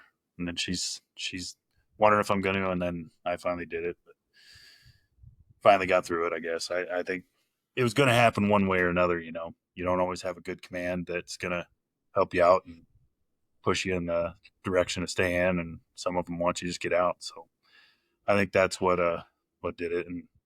And then I think you bringing up his name earlier there, Jeremy. Yeah. I had because that was a large part of my problem was I had a seizure. About a year or 2 years later, after I got injured, I had a seizure. And that was from the brain damage. And Jeremy didn't live far from where I lived out there in Washington. And for 6 months, I couldn't drive. So for 6 months, every day, Jeremy drove me to and from work. I mean, that dude was amazing. Like, and I still remember it. I remember every day him coming and pick me up and everything, and take me home, whatever it was. If I needed a ride and all that, is just can't say enough about that guy. But once that that was rough when he was killed. I that was a team I wanted to go to. It was actually his team because of him. I was like, I want to go there. And I remember going to work when I found out that he was killed. But I was at work and somebody came in and said, hey, that somebody was killed last night, whatever, or whatever it was, a few days, whatever it was. I thought, no way. And I remember, God, because it was ACO was just attached to Got second battalion. battalion. And I looked at that person and I'm praying that, and I feel bad. I was praying that it wasn't somebody from ACO. Praying, I said, please. I was like, I even said it out loud. Please don't say it was from ACO third. He's like, yeah, it was. And then they said the name, and I lost it. I had to leave work and everything. Like it just, and I think when that happened, that was when I really started thinking, like, look, man, like this ain't it ain't fun and games. Is this something you just really think you should be doing, or you got kids at home. Maybe right now is the time where you should be with them. And I kind of thought maybe this is a sign that it is time to leave. So um, that kind of was a little bit of a nudge towards it. Was actually that. Yeah, the job is life or death, right? When you're Yeah. actually doing the job, which you don't get to do the job all the time. It's just the years that lines up. I took that very poorly when that happened. I got the message that night on some messenger service, I think, from one of my buddies, and I was pretty upset. Yeah, that was he. And when I tell people, I'll get up and talk to people, and you go to a memorial or you hear somebody's bio, and guys will stand up there and be like, "He was such a great guy," or "He was such," because we go to all of them, right, all the time. Yeah. For anybody that happens, and you go up there, and no matter what the level of person they were, it's always the same bullshit. And I stand up and I talk to people about Jeremy. I go, this is no exaggeration.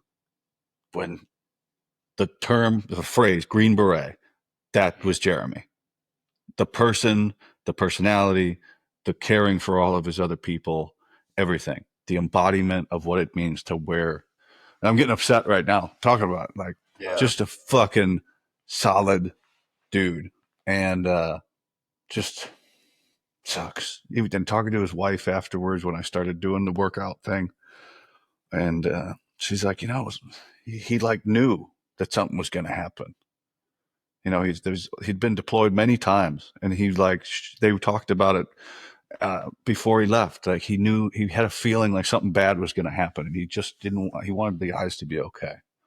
And yeah, but mm, yeah, but I do my little piece because for all we did, or everything we are, that's what it was to be a Green Beret. Jeremy Griffin, right? Bad motherfucker. He's a Green Beret, and at least we got to be his friend, uh, and know him. But my first time I met him, he was class leader, and we were doing language class, right? And we had this meeting. We were going to do this production of cultures, right? And we had to do a skit. I don't know if it was a skit. Well, Ty did we did some fighting and some martial arts stuff, right?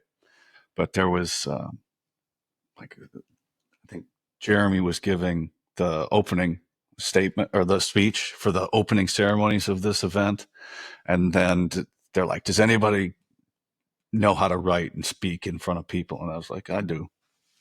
It's like, "Okay, write the closing remarks or something." And I was like, "Okay, specialist ward." I was like, "Okay, gotta get my shit together here." There's going to be high ranking people there and listening to this, so I just write a beautiful 2-page speech, right? And I come in and I hand it to Jeremy, and he reads it, and he's okay. He hands it back. He's like, "Oh, well, I guess I'm going to have to put a little more effort into my speech now." I'm like, "I'm sorry, Sergeant." He's like, No, it's okay. But that was really good, and I'm gonna have to rethink a couple things here now. I was like, "Oh shit, I'm sorry, man." But yeah, and then we're friends after that. But yeah, he's a good dude. That's all I say about it. That was a good man there, and I'm glad we got to know him. But I took that one hard. I'm sure all of you guys did as well. Yeah. Oh fuck, man.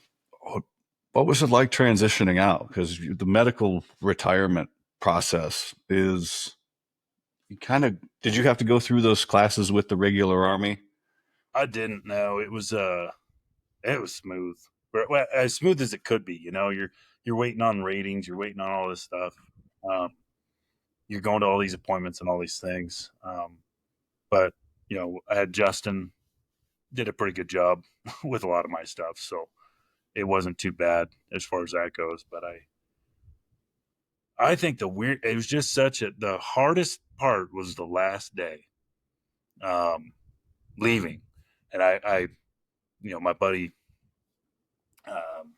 my buddy Tim, he it was funny because every so often one of us always goes to shop at or something. Like we were on a team together, we were on the B team and then on the ODA together. But one of us would buy a couple monsters or energy drinks, or something like that. Bring it back to the team room, give it to the other guy, or we'd both go to the shop at the same time, something like that. Oh, that was just a daily routine. And I remember he said, "Dave, come see me before you head out or whatever." So I went and I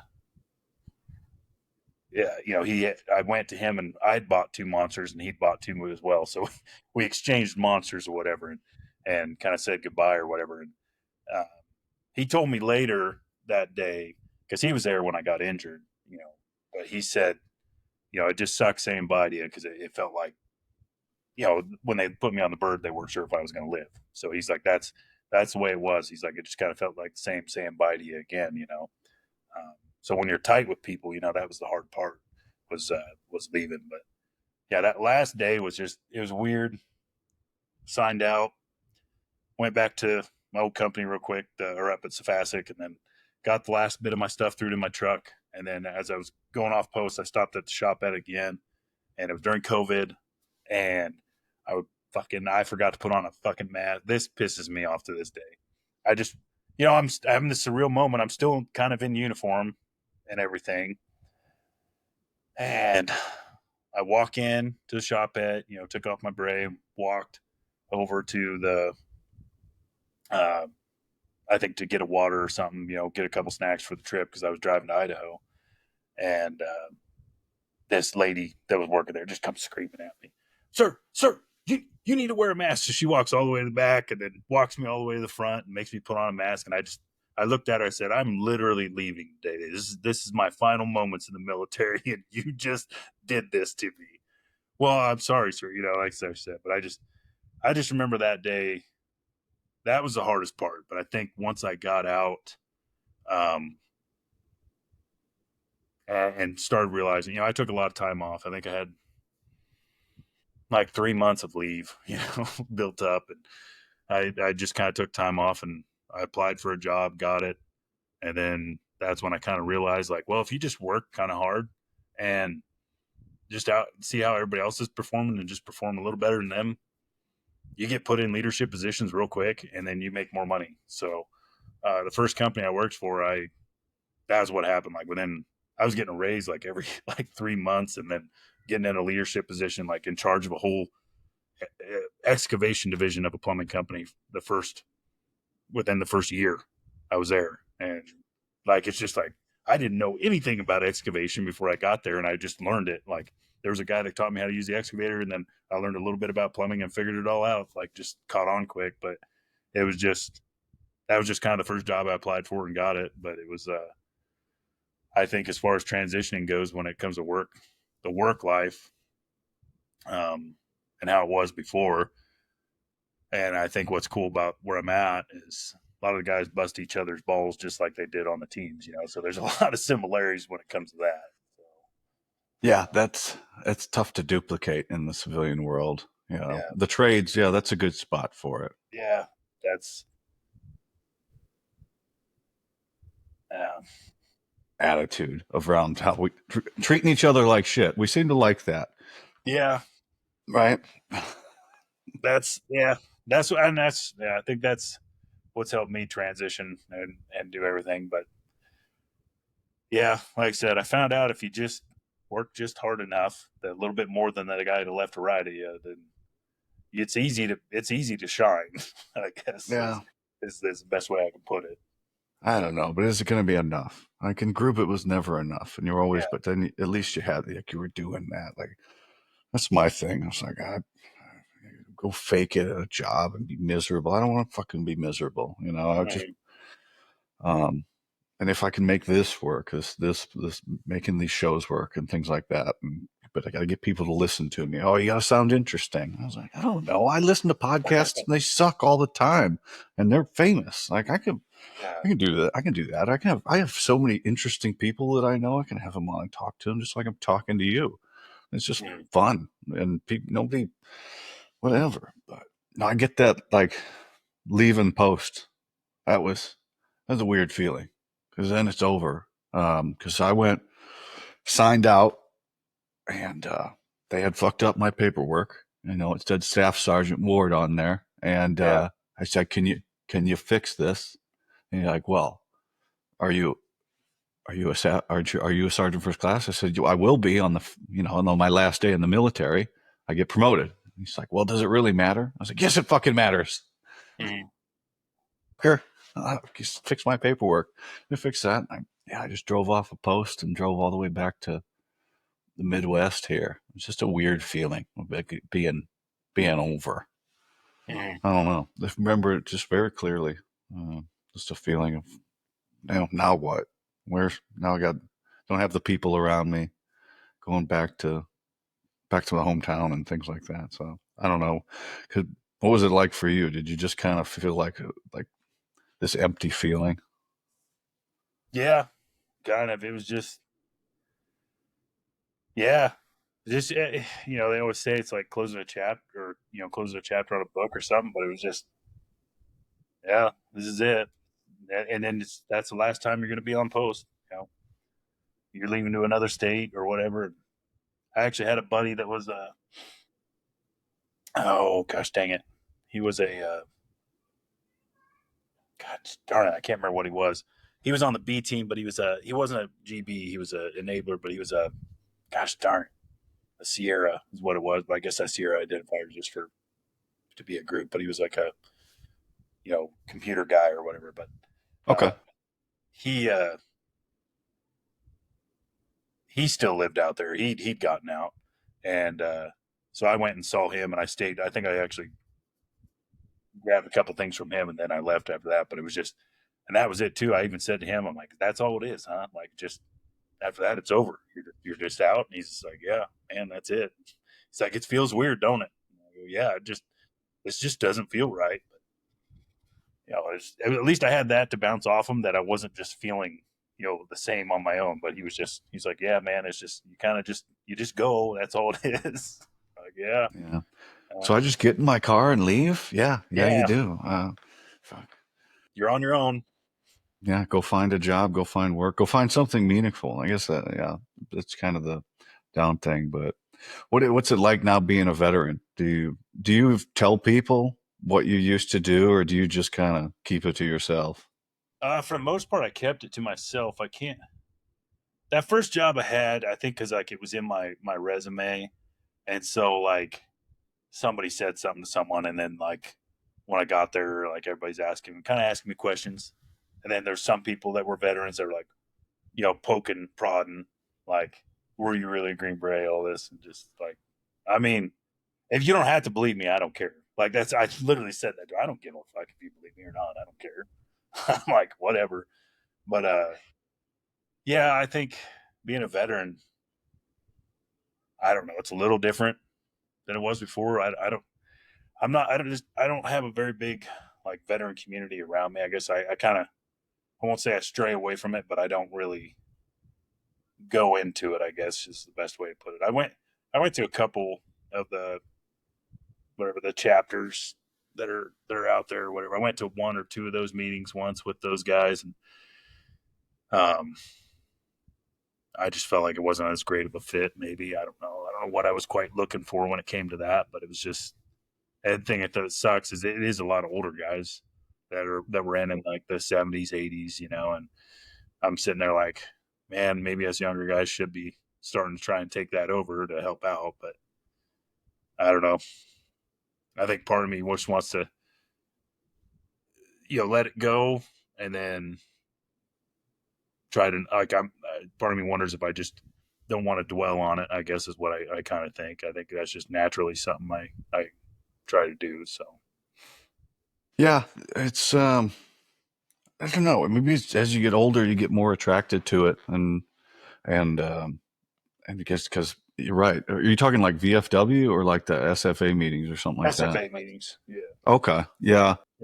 I can't remember which one's out here, Even in the Facebook group, like the couple that I'm in, everybody's quite a bit older than me. There's a few younger guys, but it's definitely not. I don't even know if it's catered, but those things are terrible. Like you get in the comments and it's the worst. But yeah. um, there's some good people in there, but yeah, I don't know if there's as much younger participation. But it's interesting. Like, we did this really difficult thing in the military, and there's nothing bad about other veterans that did their service in a different way, but you kind of want to be around the guys from group Yeah. and then have your own community. And that's what I like about this. At least I can select my community, even though everybody served and had their things that they did. But I don't know. It's just weird. Do you miss it still? Yeah.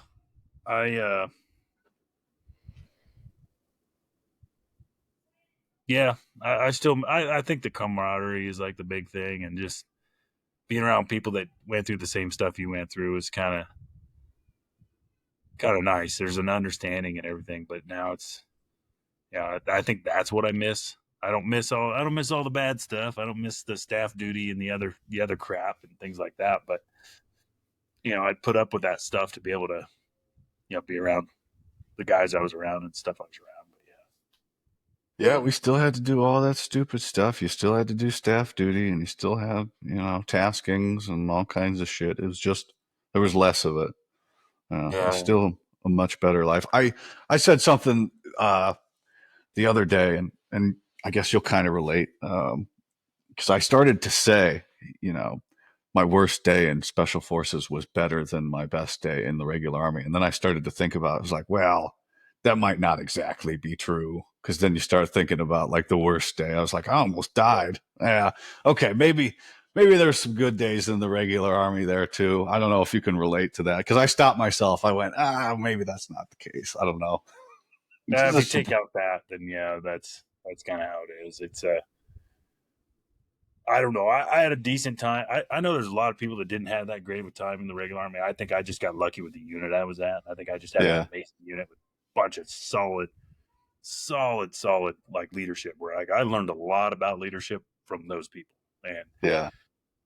was able to carry that on. But I think for me it was yeah, I don't miss all the dumb stuff, the showing up to you know 15 minutes to the 15 minutes to the 15 minutes prior stuff, and then like you're there 2 hours early for something that's so stupid. And I don't miss that stuff. I remember thinking like, gosh, I can't wait to be done with this. And for the most part, that kind of stuff wasn't at group, so that was one of the nice parts for her. So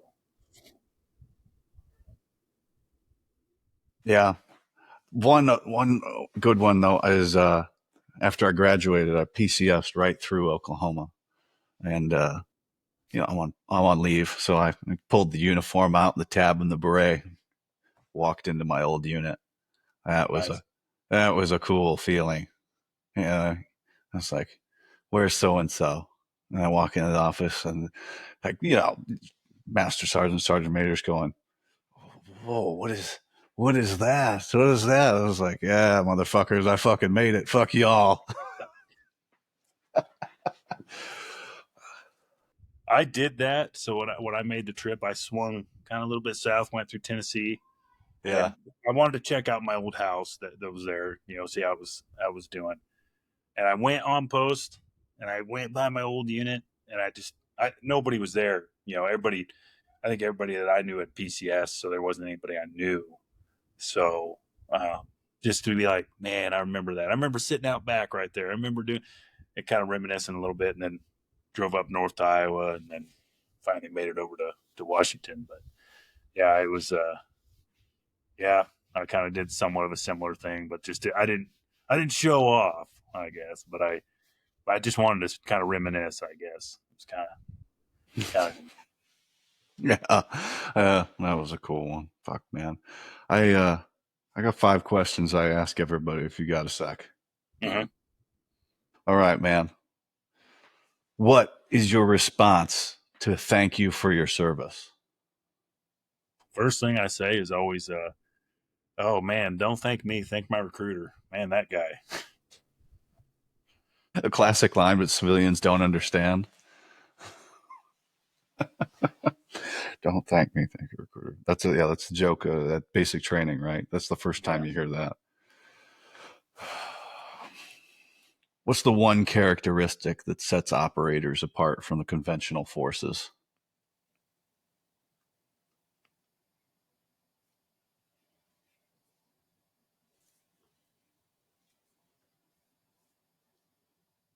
I think for me, the best way I can say that's just being able to predict the unpredictable, like, and just being ready for anything, um, and not scared to take on anything. I think that's the characteristic. There's something there with that a lot, as far as operators go, as far as Green Berets, everything else. It's just those guys are ready. It don't matter what's going to face them. They're ready to take on anything. So, um, It, yeah. it's interesting that like we refer them to as that guys, but we were that guy at one time. You still hold them up on a pedestal, right? Of just that bad motherfucker, even though you ever look around and go, I'm that bad motherfucker. Because you still are. But you'd say, oh, those guys. So I always think that's interesting that we still look up to those guys, and we were those guys. What's the one moment of your career that you wish you could go back and relive or redo? Well, shoot. If we go career. All right. I got one, I guess, for career. Man, I had this buddy. We all had this buddy, one of our guys. This was when I was in infantry. I think about this all the time. I hate it. Like I hate everything about it. He had a hard time with the deployment. He got injured, broke his leg. An interpreter, like he had his leg up on a chair, and an interpreter came in and just jumped on his leg like to mess around, and he broke his leg. His tib fib broke. I think broke both. So he had to leave deployment early. And so like he was like really downtrodden from that, and like everybody kind of some people gave him a hard time about it, just being being guys, and he kind of became a bit of an alcoholic. He lived in the barracks. He was a private, and he was supposed to be at aerosol school, and they found out he wasn't going, and they went up to his room, and I remember seeing him, like, because the barracks were right by our company, and they made him do a bunch of push-ups, and he was just knocking them out, and he was pretty much wasted. But I can't remember the E5 or E6 that was smoking him, like, went off to go get paperwork or do something, and guy just got up and walked over to his barracks, grabbed a bunch of his stuff, got in his car, and went AWOL. Just left. And I think about this all the time, where I'm like, that was my buddy, and I felt like I let him down by not helping him. And did I necessarily know everything was gone? No, but it's something where, like, man, like, you weren't really being a battle buddy. So I think about that a lot, where I'm like, that's something I wish I could go back and do different. So, man, yeah, there's a lot of stories. You're right. That's not a one-off story. That shit happens. That happens a lot. Like, guys will something will happen, and then they kind of go south, and everybody kind of ignores it until it gets out of control, and then it gets too far, and there's no getting back. Yeah. Phew. What's the best piece of advice that you received during your career?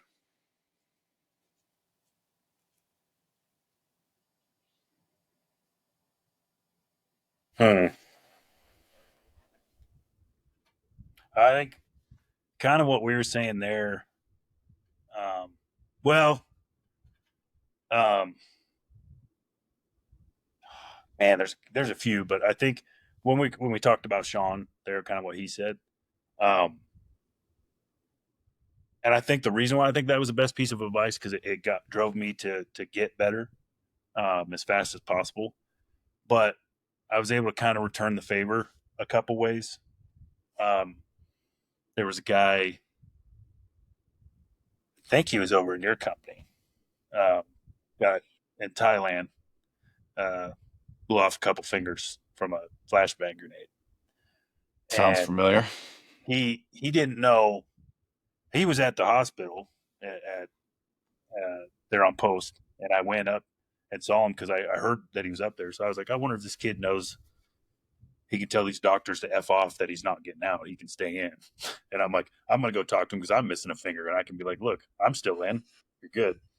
And I remember I kind of said the same thing to him. Like, they can't take that Green Beret from you. You're fine. Like, if you want to keep it, keep it. If you want to get out, get out. But I'll tell you right now, if you want to stay in, stay in. Like, here you go. Look at me. I'm missing a finger. You're good. So, as far as advice goes, I think that was some of the best advice, if you will, or just kind of encouragement, I guess would be the best word for it. But yeah. Yeah. You are who you are. Act like it, right? Yeah, just continue to be that person.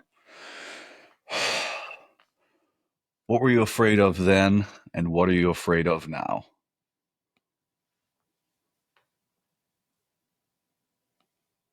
Well, what was I afraid of then? I think I was afraid of missing out back then. Missing out on being on a team and missing out on being great at my job when it came to that stuff, or being that excellent Green Beret that I always looked up to. As far as what I'm afraid of now is, and it's every day, but being a good dad. I'm so scared that I'm not doing enough or will ever do enough. So it's scary.